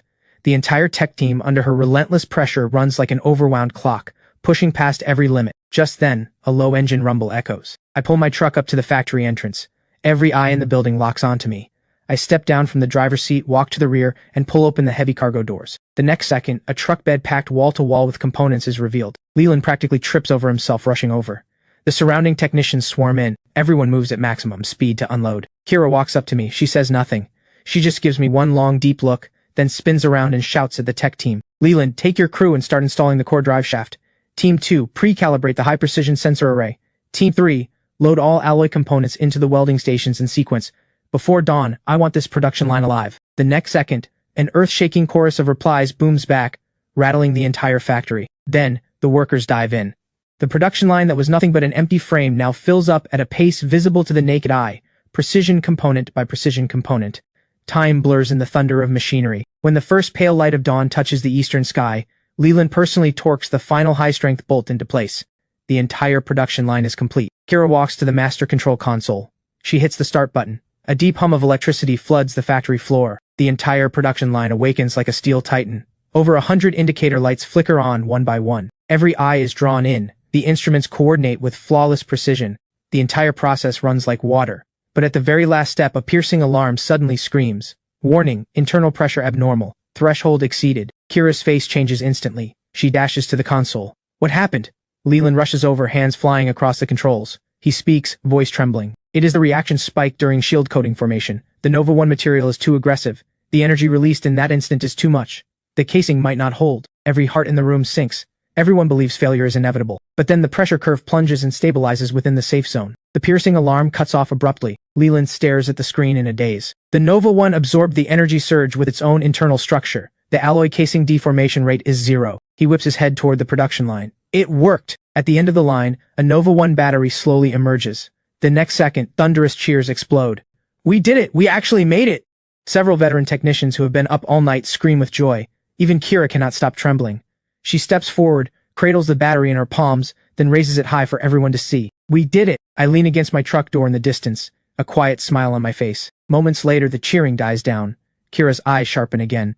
We have less than 27 hours until the launch. I will draft a complete event plan and speech. Everyone, dismissed for rest. Regroup at 4 this afternoon for the final pre-to-launch briefing. Kira hands the battery to me. I take it and hand it straight to Sylvia, telling her to keep it safe. Soon, the entire factory falls quiet. Kira begins laying out the launch plan. I suggest we split the event into 3 parts. First, present data using the Zhongke Testing Center report. Second, run a live product test on stage.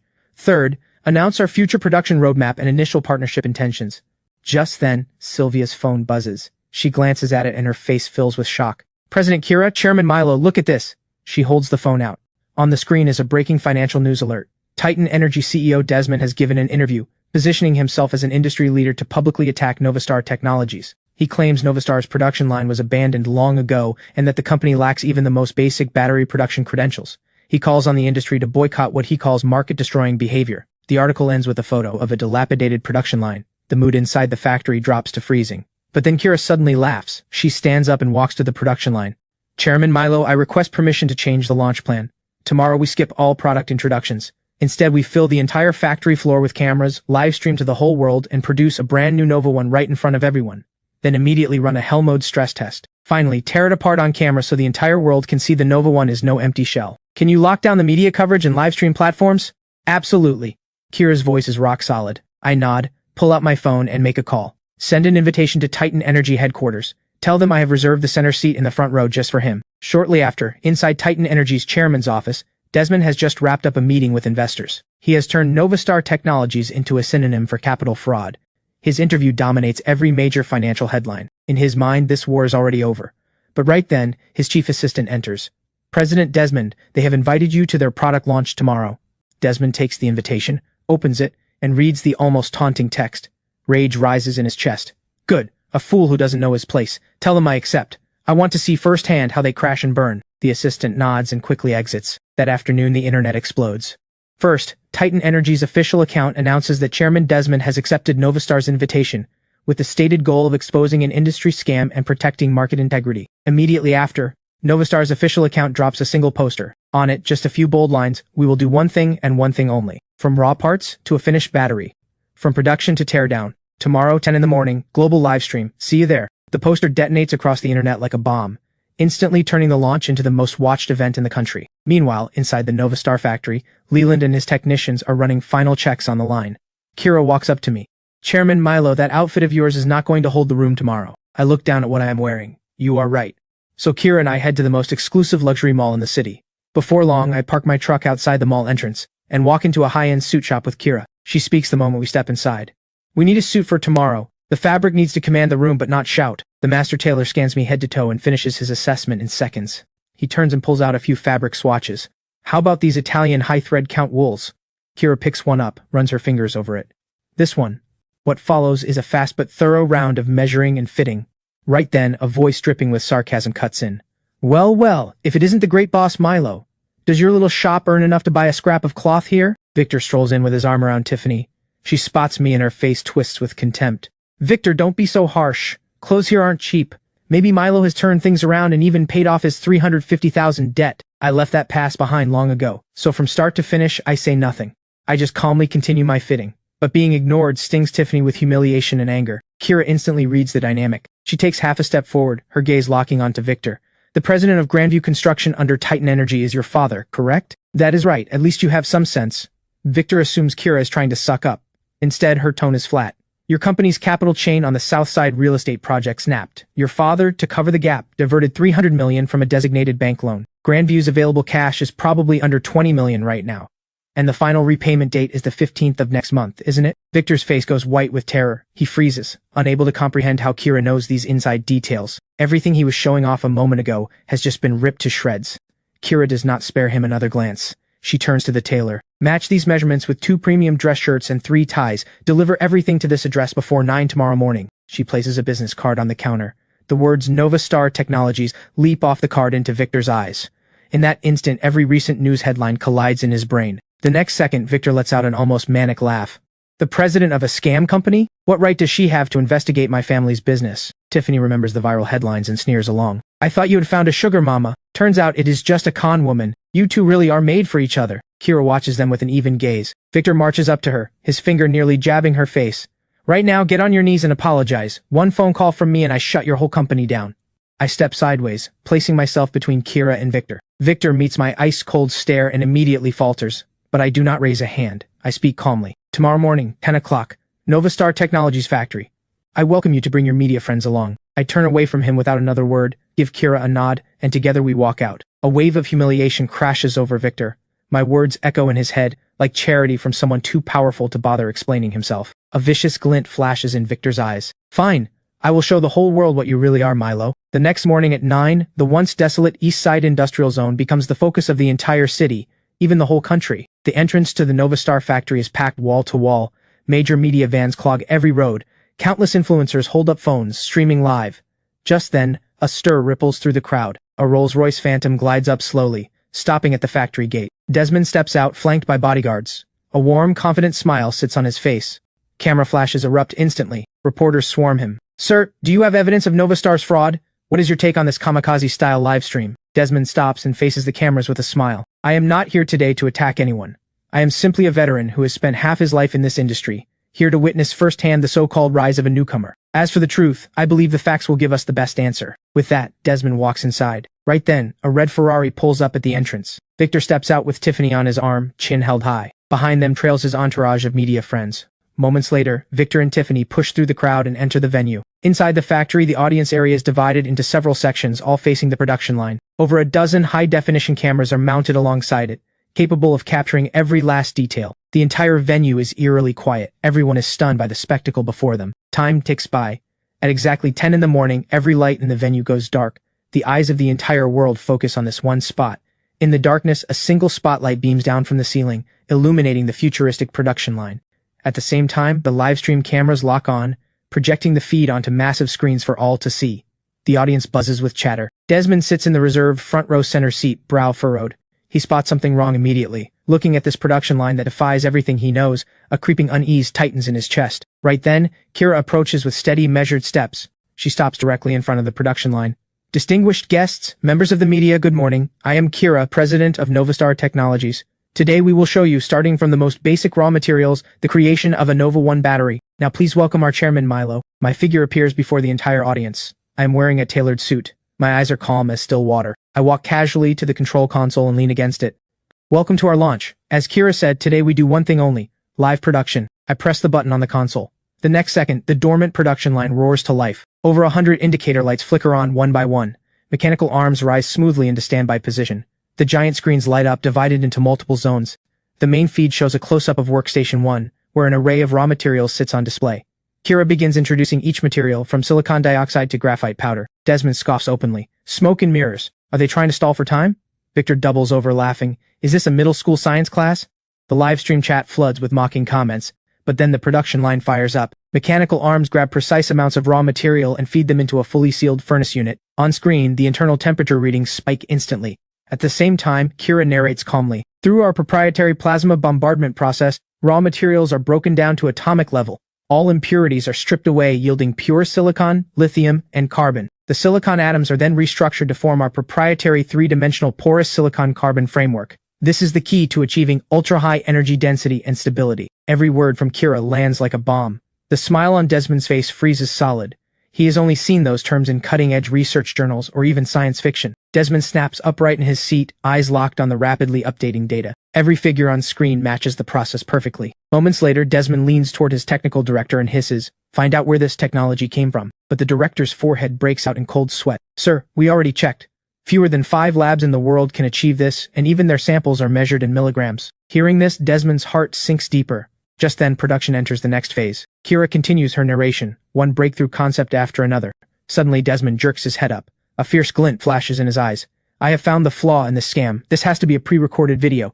If I demand something they cannot deliver, the whole thing collapses on the spot." With that thought, Desmond wastes no more time. He shoots to his feet, cutting off Kira mid-sentence. "President Kira, one moment please. The technology you are showing is impressive, I will give you that. But how can I be sure this is not a professionally produced video?" The crowd instantly erupts. Questions and doubts fly from every direction. Desmond's cold smirk deepens. "I demand that this video be stopped immediately. Let any member of the press here choose at random and film the production line in real time with our cameras. Put that feed on the big screen. If you can pull that off, I will apologize to you in front of the entire world." The entire factory falls dead silent. Every eye locks onto Kira and me. Victor is trembling with excitement. "They won't dare, I told you they are frauds." Seconds crawl by. I finally straighten up, step forward, and walk to the very front of the stage. Done. My answer hits like a thunderbolt inside every single mind. Even Desmond's smile goes stiff, but he forces down the shock. "Chairman Milo has nerve. Then let us begin." Desmond sends his chief cameraman forward. Kira gives a signal to the crew. Quickly, a technician brings up a data cable. Kira speaks. "This is the backup port. It connects directly to the main screen. Please go ahead." Desmond grits his teeth. He personally walks over to the cameraman, hooks up the cable, and orders him to aim the lens at the ultrasonic fusion unit. Desmond shouts, "I want you to rerun this step right now. I want the entire interior of this equipment filmed." This demand is even harsher than before, but once again my response defies all expectations. "No problem. Though standing down there you probably cannot see very well. Why don't you and your cameraman come up on stage and verify every step at zero distance?" The entire venue is thunderstruck. Desmond's mind goes completely blank. Going up means he becomes the challenger, scrutinizing everything under the eyes of the entire world. If all of this turns out to be real, he will become the biggest joke of the century. But refusing is the same as admitting he is scared. Desmond takes a deep breath, then walks up onto the stage. His cameraman follows close behind. Without a wasted word, I turn back to the console and press the button. The next second the line starts up, running the material fusion sequence. The cameraman immediately presses his lens against the equipment. The main screen now shows the camera's raw live feed. 2 streams of differently colored powder are injected. They begin spinning at high speed like twin nebulae. Under some invisible force they are stretched, torn apart, and transformed into 2 dense clouds of mist. Then, guided by a strange force field, they merge flawlessly. The entire process carries a surreal beauty straight out of a science fiction film. The real-time data shows every metric hitting perfect values. The sequence finishes. Desmond is shaking from head to toe. Fear is written all over his face. "This cannot be real. This has to be a hallucination." Right then, I speak calmly. "Did you see that clearly enough? Would you like us to run it again so you can stick your face even closer and get slapped a second time?" Desmond's vision goes dark. He nearly passes out on the spot. Below the stage, Titan Energy's executive team is in total chaos. They know that from today, Titan Energy is finished. But on the big screen, the feed switches back. Battery production continues. One futuristic machine after another activates. Every step hammers the global audience. Then a financial reporter holds up her phone and screams. "Titan Energy stock just hit a circuit breaker 3 minutes after the market opened. Every related stock is in freefall." The second those words hit, no one is watching the production line anymore. Everyone scrambles to check the markets on their phones. Victor sits frozen in his seat. His phone will not stop ringing. He answers, and his father's furious voice blasts through. "What have you done? The stock crashed. The company is finished. Why did you provoke Boss Milo?" Before the sentence even ends, Victor's hand drops lifelessly. In the middle of the chaos, Kira's voice rises once more. "From a grain of sand to a complete Nova 1 battery. Total time, 15 minutes and 23 seconds. Today's livestream ends here." She gives the audience a slight bow, then turns and walks toward me. I straighten up, without sparing a single glance at the crowd below. Under every eye in the room, Kira and I walk through the backstage metal doors. Behind us remains a factory full of people drowning in a storm of emotions. The moment the door shuts, it seals off two worlds. Outside, chaos and frenzy. Inside, you could hear a pin drop. Kira lets out a long breath. It is over. It is not over. This is just the beginning. Kira gives a tired laugh and shakes her head. Before she can say another word, her phone erupts with notifications. She checks it. The screen is packed with missed calls and messages. Countless world-famous electronics brands are fighting to partner with us. Seeing this, Kira barely contains her excitement. Chairman Milo, we did it. The entire world wants our battery. We should expand production immediately and push into every energy sector there is. But my expression stays perfectly calm. How many batteries can that line produce in a day? Compared to the giants placing orders worth hundreds of millions, our output is a speck of dust.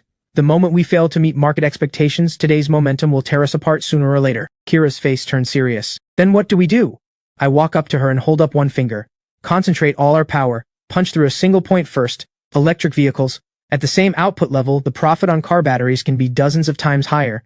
And we need to make one thing clear to the world. Only the most elite cars deserve the Nova 1. Kira grasps my strategy instantly, but a sense of helplessness creeps in. Building a new production line takes at least a year. We cannot afford to wait. Who said I am building one from scratch? There is a path right in front of us. I want you to buy Titan Energy's production facilities. Kira's mind goes blank. She instinctively pushes back. Titan Energy stock may have crashed, but they haven't officially declared bankruptcy. Even if they do, the liquidation process would take over a year at minimum. We do not need to wait. Behind Titan Energy sits an astronomical pile of bank loans. Now that it has collapsed, the ones most terrified are the banks that lent them the money. What happens next is simple. Whoever takes Titan's mess off their hands, the banks will be more than happy to deal. Hearing this, Kira's breathing quickens. I will contact the bank that gave Titan Energy the biggest loan right now. Without another moment of hesitation, she walks to the desk and starts pulling up the relevant data. Meanwhile, the Titan Energy chairman's office is in shambles. Shredded documents litter the floor. Desmond slumps on the sofa, lifeless. He still cannot figure out where that production equipment came from. Suddenly, the encrypted phone on his desk lets out a shrill ring. This is the direct line to Director Lee at the bank. Desmond hears the sound and his body jolts. He struggles to his feet and answers. A cold male voice comes through. President Desmond, your company's stock has experienced abnormal volatility. This has triggered the forced liquidation and collateral clauses. You are now required to immediately repay a total of $7.2 billion in loans. Titan Energy has no value left. Desmond goes ice cold from head to toe. He knows every word is true. But after a few seconds of silence, the voice continues. However, just 30 minutes ago, Novastar Technologies called. They are willing to acquire all of your assets in the South District Industrial Park, including facilities, equipment, and land usage rights. Desmond's vision goes black. A surge of humiliation and rage shatters his reason. He is dreaming. I would rather burn the whole factory to the ground than give it to him. His screams echo through the office, but the voice on the other end replies with icy calm. The South District Industrial Park is the core collateral asset. The bank has the right to dispose of it unilaterally. We are simply notifying you. Otherwise you will lose everything with no chance of recovery. The line goes dead. Desmond stands alone, staring into nothing. On the other side of town, in the Novastar office, Kira has just ended her call with Director Lee. She looks at me. The bank has agreed to the acquisition. They will pressure Desmond immediately. I do not turn around. I just answer calmly. Handle the rest. From now on, decisions like this are yours to make. Kira freezes in place. She is stunned, but she swallows the shock. Understood. I will take care of every detail. I nod and head for the production floor. Right now, the factory is buzzing with excitement. Every employee is talking with passion. I walk slowly to the front of the crowd. The next moment, every pair of eyes locks onto me. I scan the room and speak calmly. You have all worked hard these past few days. Today's launch was a success. I will never shortchange anyone who believes in me. Starting this month, every employee gets a 100% raise. The entire floor goes dead silent. The silence stretches for several full seconds. Then an earth-shaking roar of cheers erupts. I ignore the celebration and wave Leland over, then turn and walk into the private office next door. Leland hurries in after me. Inside the control room, I speak. Titan Energy's South District Industrial Park will be ours soon. I need you and your team to form a task force immediately. Based on our tech combined with Titan's existing production lines, put together the fastest, lowest-cost retrofit plan possible. Leland's breath catches. He never imagined Titan Energy's assets would be falling into my hands, but he quickly regains composure. Titan's lines simply cannot produce the Nova 1. Even retrofitting would take a very long time. But I shake my head. Deliberately drop a portion of our proprietary tech. Use existing equipment to produce a scaled-down version of the Nova battery. Its performance will still crush every lithium battery on the market, and the engineering workload drops exponentially. I see, Chairman Milo. We can launch 2 product lines, our in-house line for the highest-end automotive and aerospace sectors, and the Titan-produced line to dominate the consumer market. I will have a preliminary plan ready within 2 days. Leland turns and leaves immediately. Before long, Kira pushes open the control room door. She holds out a tablet. The bank has approved our acquisition offer and initiated an asset preservation order on Titan Energy. They accepted nearly all of our terms. I barely glance at it. I told you these decisions are yours. I just gave Leland a plan. Follow up on it. If there is nothing else, I am heading out. Message me if anything comes up. I stand and leave. Now it is time to buy supplies and head back to the apocalypse to keep digging for treasure. Half an hour later, I arrive at the global warehouse market. This is one of the city's largest supply hubs. I look around and walk straight into the management office. Hello, I need to place a bulk order. I set a sheet of paper on the desk. The manager casually picks up the list and scans it. The next second, his expression freezes solid. Premium rice and flour, 500 tons each. Frozen pork, beef and lamb, 100 tons each. Sir, are you sure this is not a mistake? I say nothing. I just flash my bank balance. The manager's face instantly lights up with an eager grin. Valued customer, one moment please. I will coordinate everything right away. Fastest delivery guaranteed. Over the next few hours, the entire market kicks into overdrive. Countless forklifts and workers are mobilized. Bag after bag of rice and fragrant frozen meat rolls out of the warehouses, loaded onto over a dozen massive container trucks. Under the guise of inspecting quality, I rent a temporary warehouse at the back of the market. Before long, fully loaded trucks roll in one after another. The goods on the list pile into mountains. Soon after, everything has arrived. I pay without blinking. The manager grows even more enthusiastic, promising maximum discounts on any future orders. Before long, I send everyone away. Then I stand before the mountain of rice bags and give a single wave. The next second, the entire supply mountain vanishes and reappears intact inside the dimensional vault. Silent and efficient. On top of all this, I also buy tons of cooking oil, salt and sugar, walls of canned goods, compressed biscuits and instant noodles, plus mountains of medicine and medical supplies. Beyond that, I order over 100 barrels of gasoline and diesel. With roughly a tenth of the vault still free, I immediately drive to the industrial hardware market and load up on every kind of industrial material, even a few CNC machines and 3D printing units. Only when the dimensional vault is stuffed to the brim do I drive back to the shop. The familiar weightlessness hits. The world warps and folds before my eyes.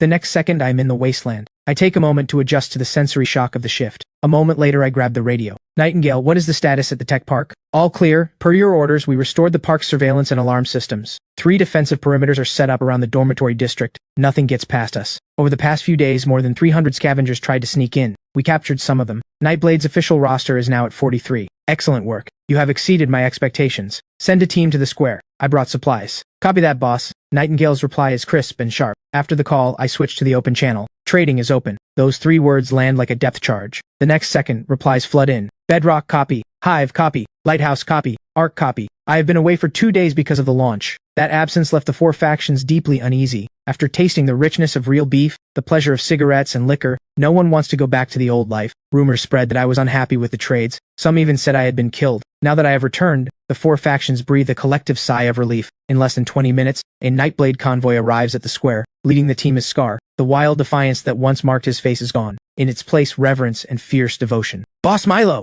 I give a light wave. The next second, crates upon crates of supplies materialize. Canned goods, seafood, lamb chops, drinks, beer, peanuts, even a few brand new portable generators. This is your reward and resupply. Tell Nightingale to go all out. Supplies are unlimited. Scar sees the haul and his eyes instantly go red with emotion. Thank you, boss. I will pass on every word. After the Nightblade convoy leaves, the 4 factions trading teams arrive one after another. This time they bring even more gold and crystal cores. The entire process runs without a hitch. The 4 factions behave like well-disciplined schoolchildren. Soon everyone is gone and the square falls silent. I count the haul. Over 500 kilograms of gold and 63 crystal cores. Without a shred of hesitation, I absorb every single core. In an instant, a massive wave of energy detonates inside me. Telekinesis breaks through to 500 kilograms. The dimensional vault expands to 6,000 cubic meters. And a brand new ability unlocks, Blink. Now I can burn psychic energy to teleport freely within a 20-meter radius. Before my mental reserves run dry, I can blink at least 30 times. I start testing immediately. I focus telekinesis on a coin and launch it. In a fraction of a second, the coin breaks the sound barrier. Feeling the surging power inside me, I burst out laughing. This is the one true law of the wasteland. I radio arc. Have Owen and Dr. Clement meet me at the square. I will arrange it immediately. Vera's reply comes without a beat of hesitation. Soon the ARC convoy reaches the square. Several fully armed soldiers escort Owen and Dr. Clement. The 2 hurry forward. Moments later, I stand at the shop entrance. I need more components. Where can I find them? Dr. Clement takes a deep breath.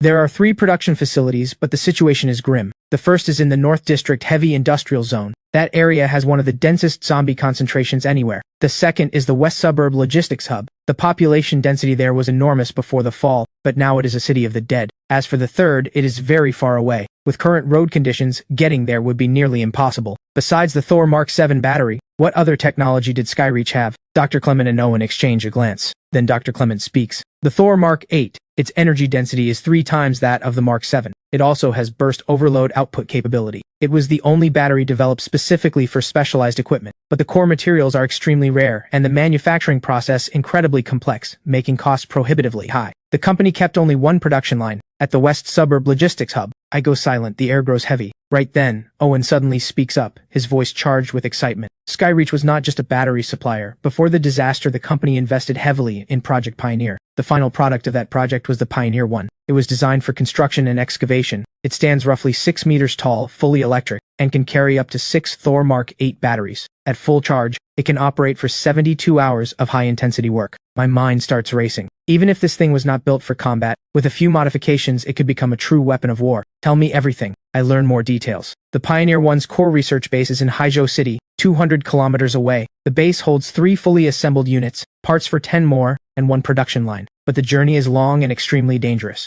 My heartbeat quickens uncontrollably. The shockwave from the Pioneer will be 100 times greater than the Thor Mark 7. I have to get my hands on it. I quickly regain composure. You can head back. I turn and walk back into the shop, slowly pulling down the roller shutter, sealing off the outside world. Before long, armored vehicle engines rumble across the square and fade into the distance. Inside the shop, I sit in my chair and start brainstorming. Going alone is too risky. Nightblade is too small. The 4 factions are a mixed bag of fighters, with uneven equipment, completely incapable of a long-range expedition. Right now, even the West Suburb Logistics Hub is out of reach. I need thousands of people, a well-equipped, iron-willed army. Behind that army lies a massive supply chain and a fully operational rear base. I need to center everything on the shop, launch a massive construction project, build a fortified stronghold, then expand outwards step by step, and pull every last piece of value from the ruins. With the initial plan taking shape, I grab the radio and contact Nightingale. I have a new plan. Build a stronghold centered on the shop and the central square. I need manpower. Anyone who has ever worked in construction or industry. Your job is to find them. Nightingale's breathing quickens. She pushes down the shock. Immediately, I am on it. After the call, I switch to the open channel. This is Milo. I am establishing a permanent trading post and safe zone at the central square. Starting tomorrow, large-scale construction begins. During construction, I need a security detail, double the scale of the Skyreach Tech Park assault. Supplies will be settled daily. These words slam into the hearts of the 4 faction leaders like a sledgehammer. Shock and indignation churn inside them, but they have no second option. I have an endless supply of resources, and I am not the least bit worried about resistance from the factions. There are bigger things to do. I pull out a sheet of paper and start sketching on the back. The shop as the center point, the central square as the core zone. Step 1. The wall. A wall strong enough to hold against a full-scale zombie tide, even withstand a heavy-class mutant charge. Preliminary estimate, at least 10 meters tall, no less than 3 meters thick. The wall must be poured with reinforced concrete, with high-strength alloy steel plates embedded inside as the skeleton. This is without question a colossal undertaking. The materials needed are astronomical. Yet in my eyes, none of this is a problem. All I need is a big enough warehouse and a long enough shopping list. Dawn is just breaking. Outside the roller shutter, scavengers wait with burning anticipation. I step out of the shop and get straight to the point. I am hiring workers, 3 meals a day, all the meat you can eat. The crowd erupts. I offer no explanation. I just raise my hand and wave. The next second, several crates of canned luncheon meat appear out of thin air. I speak calmly. Spread the word. The square is recruiting workers to build a stronghold. Anyone interested, come register now. These cans are your payment for spreading the news. 1 per person. In 8 hours, construction officially begins. A man in the crowd steps forward, grabs a can, and turns toward the depths of the ruins. I am going to tell everyone. Seeing this, the rest snap to action. They scatter like wildfire to every corner of the city, spreading the word at top speed. Once the square empties, I radio Nightingale. Assemble your entire team. 8 hours from now, everyone at the square. Prepare to receive the first wave of construction workers and materials. I switch to the open channel. 8 hours from now, construction at the central square begins on schedule. I need all defensive units in position before we break ground. 8 hours from now, I pay the first day's wages. I cut the radio without waiting for replies. I pull down the shutter and trigger the shift. After the familiar weightlessness, I am back in the real world. Mountains of supplies need buying. So I immediately think of Mr. Tang. I pull out my phone and call Sylvia. I have an 800-kilogram shipment ready to move. I need to reach Mr. Tang immediately. Sylvia's voice trembles with shock. Soon Mr. Tang takes the phone. Mr. Milo, same price as last time? Works for me. But besides cash, I need a few other things. Cement and rebar, as much as you can get. Excavators, bulldozers, and other heavy construction equipment. Working condition is fine. Mr. Tang falls silent for a long time. Finally, he speaks. What you are asking for is no small order. Gathering it all at once will take some time. I reply with a hint of amusement in my voice. For anyone else, that would be a problem. But I believe for you, Mr. Tang, this is no problem at all. I want results in 6 hours. I hang up. In the study, Mr. Tang sits with his eyes closed. Sylvia speaks with concern. This is way beyond our normal scope. There is no way to source all of this through standard channels in such a short time, and it is bound to attract attention. But Mr. Tang slowly opens his eyes. Did Mr. Milo not attract attention when he unveiled the Nova one? The people above noticed him long ago. Our little moves are nothing compared to his. What he wants must be ready in 6 hours. Pay a premium if you have to, but everything must arrive on time. I am on it. She knows Mr. Tang has made his decision. This is an all-in gamble. The stake, the Tang family's fate for the next several decades. Meanwhile, I head back to the global warehouse market. The manager spots me and his face lights up with an eager grin. Boss Milo, welcome back. I say nothing. I just hand over a new list. The manager takes it with both hands. The next second his eyes nearly pop out. The quantities are triple the last order. On top of that, 5,000 sets of tents, hard hats, and other construction gear. The manager's hands shake holding a list. But my voice carries no ripple of emotion. Fill the order. Money is not an issue. Right away, right away. The manager does not dare ask a single question. He sprints toward the warehouse zone. The entire market erupts into frenzied activity again. I rent the same transit warehouse as before, standing at the entrance watching truck after truck roll in. Before long, the last crate is swept into the dimensional vault. Then a message from Sylvia. Everything is in position. Staged at the abandoned industrial park on the east side, ready for pickup anytime. At the same time, Kira calls. A director from the Energy Bureau named Zhang has specifically requested a meeting with you. He is very interested in our battery and production roadmap. Tomorrow at 10 in the morning, he will personally visit Nova Star. Receive him normally, I will handle the rest. The first payment for the Titan Production Park acquisition is 300 million. No problem, I will take care of it. I hang up. Before long, I arrive at the Tranquil Tea House. Sylvia, already notified, is waiting at the entrance. I open the cargo bay and point at several crates. Everything is here. Get people to carry it in. Sylvia immediately starts coordinating. Then she leads me to the reception hall. Inside, Mr. Tang greets me with a warm smile. Mr. Milo, mission accomplished. Everything you asked for has been gathered. I smile back. I appreciate the effort, Mr. Tang.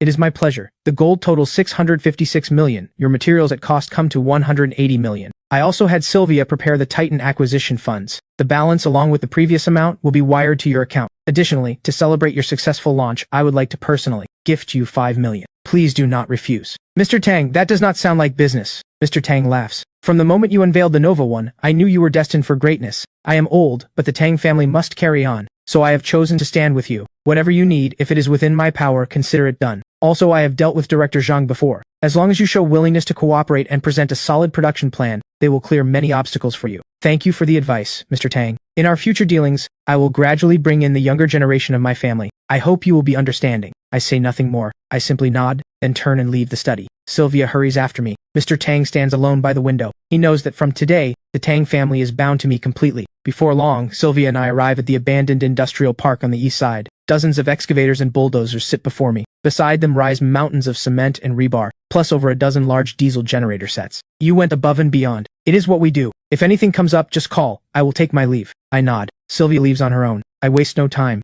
I raise my hand and sweep one steel giant after another into the vault, then the mountains of cement and rebar. I drive back to the shop, pull down the shutter, and trigger the shift. In an instant, I am back in the wasteland. The square is packed with a dense sea of people. Nightingale and the Nightblade members form a human wall, keeping the excited survivors separated from the center of the square. At the same time, the 4 factions' forces have finished deploying in the distance. Makeshift machine gun positions form a defensive ring. I step slowly out of the shop and scan the area. Clear the center zone. Nightblade members spring into action, carving a path through the crowd and clearing the largest open area in the center. I stand at the shop entrance and sweep my hand. Hundreds of bags of cement drop into neat rows on the ground. Then bundles of rebar, mountains of gravel, and crate after crate of tools. But this is only the beginning. Under every stunned gaze, heavy construction machines slam onto the ground one by one. Gasps of shock ripple through the crowd. I ignore them and turn to Nightingale. Find every engineer and skilled worker, have them inspect the equipment. Get the electricians to fire up the generators and rig the lights. I want this place lit up like daylight. Everyone else splits into teams to clear the foundation and lay rebar. Nightingale does not hesitate for a second. She raises a bullhorn. Her voice carries across the entire square. All personnel with engineering experience step forward. Construction workers to the left. Heavy equipment operators to the right. Electricians in the center. Move it. The crowd surges into motion, splitting across the square. Before long, 3 long lines form. The rest are grouped by physical ability for hauling materials and clearing the site. Everyone follows orders. Work hard. Anyone who slacks off or tries anything funny faces the consequences. Nightingale snaps her fingers. The next second, flames erupt and melt a nearby steel pipe into liquid metal on the spot. Every survivor feels a chill run through them. They throw themselves into work without delay. Several electricians start checking fuel lines and wiring cables. Moments later, the diesel generators let out a deep roar. Then bulldozers and excavators fire up one after another. For the first time in ages, the symphony of industrial civilization echoes across the wasteland once more. Bulldozers start clearing vehicle wreckage and debris. Survivors strap on hard hats and gloves, prying up concrete with the most basic tools and hauling rubble. Over 1,000 people work the site at once. At the edge of the site, massive field kitchens are already set up. Before long, the aroma of meat stew drifts across the entire square. It becomes the most powerful motivation of all. Meanwhile, inside the ARC command room, the captain and Vera stand side by side, staring at the screen. The captain speaks, his voice heavy with gravity. He's not building a city. He's building a new order. The people inside create because they have hope. The soldiers outside fight to protect that hope. Night falls fast, but the central square blazes as bright as daylight. Sparks fly from rebar under cutting machines.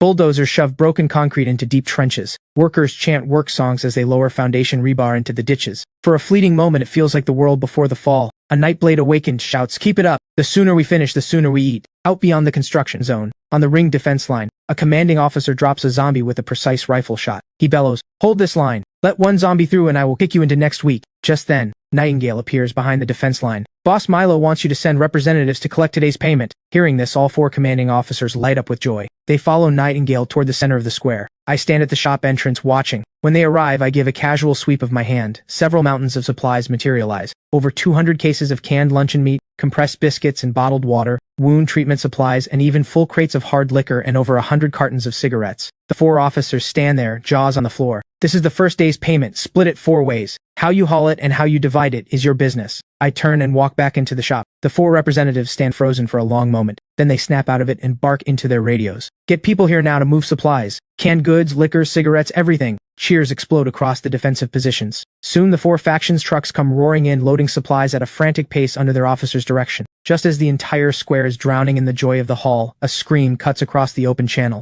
"Zombie horde incoming from the east, block 3, too many to count." Every smile freezes. Panic begins spreading through the construction site. But Scorpion snatches a radio and roars, "Think about every can of beef you just got. Steady your weapons and shoot. Form the first line up front." The other officers instantly relay the same orders. Morale surges to an all-time high. Soldiers rush into battle positions, training their guns on the far end of the street. But on the construction site, panic starts to spread. Survivors drop their tools and instinctively bolt. Right then, Nightingale's voice rings out. "Anyone who runs dies right now. Boss Milo is watching from behind. This site is the safest place there is. If you want to live, keep working." The crowd steadies slightly, but fear still spreads. The ground trembles harder and harder. At the end of the street, zombies pour out like a tidal wave. The next second, dozens of machine guns along the ring defense open fire simultaneously. Walls of bullets rip gash after gash through the zombie tide. Explosions thunder through the night sky. The soldiers hold the horde at 200 meters out, but the sheer number is overwhelming. The battle grinds into a stalemate. Right then, a deep boom rolls from the back of the horde. A massive mutant zombie steps out. Its entire body is covered in keratinized armor. It ignores the bullets entirely and charges straight at Bedrock's line. A streak of fire shoots from Nightingale's hand. The mutant's skull is punched clean through. Its body, carried by momentum, tumbles forward, crashing into the fortifications and scattering sandbags and barricade spikes. But the beast never rises again. Other Awakened join the fight. All kinds of abilities detonate across the zombie tide, but the streets are simply too wide. The horde cannot be concentrated and wiped quickly. Screams and distress calls clog the radio channels. The fighting grows bloodier by the second. Despite the soldiers' valor, gaps tear open in the defense line. Dozens of zombies break through the fire net and lunge at the line. Soldiers are forced into hand-to-hand combat. As more and more zombies flood in, the entire perimeter teeters on the edge of collapse. On the construction site, survivors see the carnage and huddle together, shaking with terror. Even Nightingale's expression turns grim. Right then, I step out of the shop. The next second my body vanishes, reappearing dozens of meters away. After several consecutive blinks, I reach a high vantage point and gaze down calmly at the approaching horde. Every pair of eyes locks onto me. A wooden crate materializes in front of me and splits apart. Dozens of steel balls spill out and hover in the air. I aim at the zombie tide and give one gentle sweep. A stream of steel balls fires in a straight line. The sonic boom drowns out the gunfire. In a single instant, every zombie in front of the defense line is punched through and torn apart. A second volley fires, then a third, then a fourth. Everywhere the metal flood passes, it tears through them like paper. I'm a human Gatling gun, single-handedly clearing every zombie within 50 meters of the defense line. The entire square falls into an eerie hush. Only the low drone of the generators remains. The air reeks of blood. A moment later, I descend slowly from the high point. Every eye locks onto me, as if witnessing a miracle. I speak flatly. "Back to work." Nightingale is the first to snap out of it. Her voice booms through the speakers. "Get up and get back to work. Boss Milo does not feed freeloaders." The next second, the crowd stirs back to life. Survivors throw themselves back into their tasks. Deep, heavy reverence settles into every heart. Inside Bedrock headquarters, Granite watches the footage, overwhelmed with a sense of helplessness. He stays silent for a long time, then picks up the communicator. "Pass down my order. From this moment on, every member of Bedrock obeys Boss Milo without question." At the same time, Inside Lighthouse headquarters, the White Scholar has already deduced that I possess two distinct abilities. He sends his analysis back to command. The only reply: abandon all attempts to probe, fulfill Boss Milo's every need. I sit in the shop chair, replaying the battle in my head. I know full well that leaving the shop carried risk, but I chose to act for a reason. Letting the line break would have meant casualties. More importantly, this was a chance to shock everyone into submission. But the biggest reason was to give the 4 faction leaders an answer, to show them I am not trapped inside the shop. The soaring morale on the site proves this debut was a massive success. Power is the only rule of the wasteland. With that thought, I radio Nightingale. Sweep the battlefield, collect every crystal core. Nightingale immediately rallies the Nightblade squad and gives the order. Nightblade moves fast. Seeing this, the 4 officers dispatch soldiers to help. In less than 30 minutes, the field is clean. Nightingale arrives at the shop door carrying buckets filled with crystal cores. I give the pile a light wave. In an instant, half the cores vanish. The other half stays in the buckets. I look at Scorpion and the 3 other officers. Split these among your 4 factions. All 4 catch their breath at once. Boss Milo, you did most of the fighting. It does not feel right taking this much. I wave them off. Anyone who fought deserves a share. Then thank you, Boss Milo. The other 3 quickly echo their gratitude. The 4 divide the cores among themselves. I turn to the workers and raise my hand. Dinner time! The next second, cheers erupt like thunder. Survivors drop their tools and charge toward the field kitchens. Nightblade members rush in to keep order. Form a line. Anyone who cuts ahead does not eat today. The survivors fall in line instantly, forming long, orderly queues. Food is distributed fast. Countless people grab their meals and squat on the ground, wolfing everything down. Some break into tears at the first bite of meat. The smell of cooked meat drifts across the square. The soldiers gather around tables too. Each table gets 8 dishes and a soup, with cigarettes and drinks flowing freely. They shovel food and trade loud jokes without a care, all tension and exhaustion swept clean away. An hour later, everyone is fed and satisfied. The foreman stands up and pats his belly. Belly's full? Then get back to it. No sleep tonight. We pour every last foundation before dawn. 1,000 voices roar in approval. Not a single complaint. The workers pick up their tools, spirits high, and march back to their posts. Machines roar to life once more. At the same time, the relief squads from the 4 factions arrive. They see the remnants of the feast on the tables and smell the lingering aroma in the air. They can only kick themselves for not volunteering for the first shift. But Nightingale arrives with her team carrying several crates. The crates are packed with fresh cigarettes. A gift from Boss Milo for the night crew. 1 pack each. Keep your edge. When you finish, come back for more. Unlimited supply. A buzz runs through the positions. Cigarettes the moment we show up. Boss Milo is too generous. The soldiers grab their packs and every shred of regret vanishes, replaced by excitement. Countless trails of smoke curl upward. Blissful expressions settle on every face. The clock hits 3 in the morning. The noise on the site has not died down. If anything, it has grown louder. Massive concrete mixers thunder to life. Moments later, gray concrete slurry flows through delivery pipes, poured precisely into the deep foundation pits. The foreman watches from the side, barely containing his excitement. Just then, a Nightblade member walks up to the foreman. Boss Milo wants to see you. The foreman freezes for a second, then jogs toward the shop. I am sitting in the chair by the entrance. He stops at the door, reverence in his voice. Boss Milo, you wanted to see me? I nod. No small talk. I hand over a blueprint. The foundation work is solid, but the wall design needs modifications. The foreman quickly takes the blueprint. Rows upon rows of densely marked openings cover the diagram. Before he can ask, I speak in an even tone. Build firing slits and internal passageways into the walls, battlements and watchtowers on top, pre-run cable ducts for cameras and searchlights. I want this wall to not only stop zombies but kill them. As for manpower and materials, that is not your concern. The foreman's breathing deepens. He recognizes instantly that this is a standard military-grade fortification. He raises his head. Determination burns in his eyes. I will get it done. He grabs the blueprint and sprints back to the site. The foreman gathers every key engineer and walks them through the new blueprint point by point. Soon the sky begins to lighten. The workers' eyes are bloodshot, yet not a trace of exhaustion shows on their faces. Only the thrill of a job being done. Every foundation is now poured. Engineers cluster around the blueprints, fabricating oddly shaped steel forms. These molds will be fixed between the rebar skeleton of the wall. Once the concrete is poured around them, standard firing slits and interior passageways will form automatically. The complexity of the build has jumped by orders of magnitude, yet no one complains. Every person knows this wall is their hope for survival. Before long, a crane hoists the first wall section into the air and lowers it precisely onto the foundation, locking seamlessly with the preset rebar. In this moment, the entire site erupts in thunderous cheering. Workers wave their tools in the air, even their bloodshot eyes glisten with tears. They stare at the fruit of their labor with raw emotion. Soldiers passing by during shift changes stop and stare in awe. They marvel at the transformation and the sheer strength of the wall. Just then, the smell of food drifts through the air again. Nightingale's voice calls out, "Everyone, come eat breakfast!" Tables are covered with food, steaming white rice porridge, and fresh meat buns straight from the steamer. The workers set down their tools and line up without being told. This time, no one wolfs the food down. They eat slowly, savoring each bite, as if the peaceful life before the fall has returned. I step out of the shop and call Nightingale to the door. I am leaving. 12 hours, roughly. While I am gone, you have full authority here. Construction does not stop. Coordinate the 4 factions' defense as well. Keep recruiting. Don't worry about headcount. As long as they pass screening, put them to work. Nightingale answers firmly. Yes, boss. I gaze at the bustling scene one last time, then turn back into the shop and trigger the shift. Half an hour after returning to the real world, I arrive at the Novastar Technologies building. Kira is already waiting at the entrance. Chairman Milo, Director Zhang and his team are upstairs in the conference room. I nod and follow Kira inside. Before long, I enter the conference room. A middle-aged man sits composed in a chair. This is Director Zhang from the Energy Bureau. A secretary stands behind him. Director Zhang rises when he sees me. Mr. Milo, impressive for someone so young. I extend my hand with a smile. Director Zhang, good to meet you. We take our seats. Kira begins presenting the company's development plan. Director Zhang listens intently. His secretary scribbles rapidly in a notebook. After about 15 minutes, Kira wraps up. Director Zhang speaks first. I have read the technical report, revolutionary to say the least, but I need to know, is the technology source reliable? Are future upgrades guaranteed? How quickly can production capacity be restored? Kira tenses up immediately, but my expression does not waver. The technology source is a trade secret. I cannot disclose it. What I can guarantee is that this technology is entirely under my personal control. There are 0 patent disputes. Upgrades are already planned through the 5th generation. Production can resume within a month. The only thing that might slow us down is certain administrative approvals. A knowing curve appears at the corner of Director Zhang's mouth. You do not need to worry about approvals. However, I have a suggestion. I would like the state to invest in a new joint venture. Together we develop and produce the Nova series batteries. In return, you receive full-spectrum government policy support. Kira looks at me nervously. She understands exactly what this means. The government wants to absorb Novastar and take the most critical technology. The next second I smile. Interesting proposal, but I think there has been a misunderstanding. I am not sitting here today to ask for help. I am offering the nation an opportunity to lead the energy revolution. As for cooperation, I can set up a new sales company dedicated to military and national strategic orders.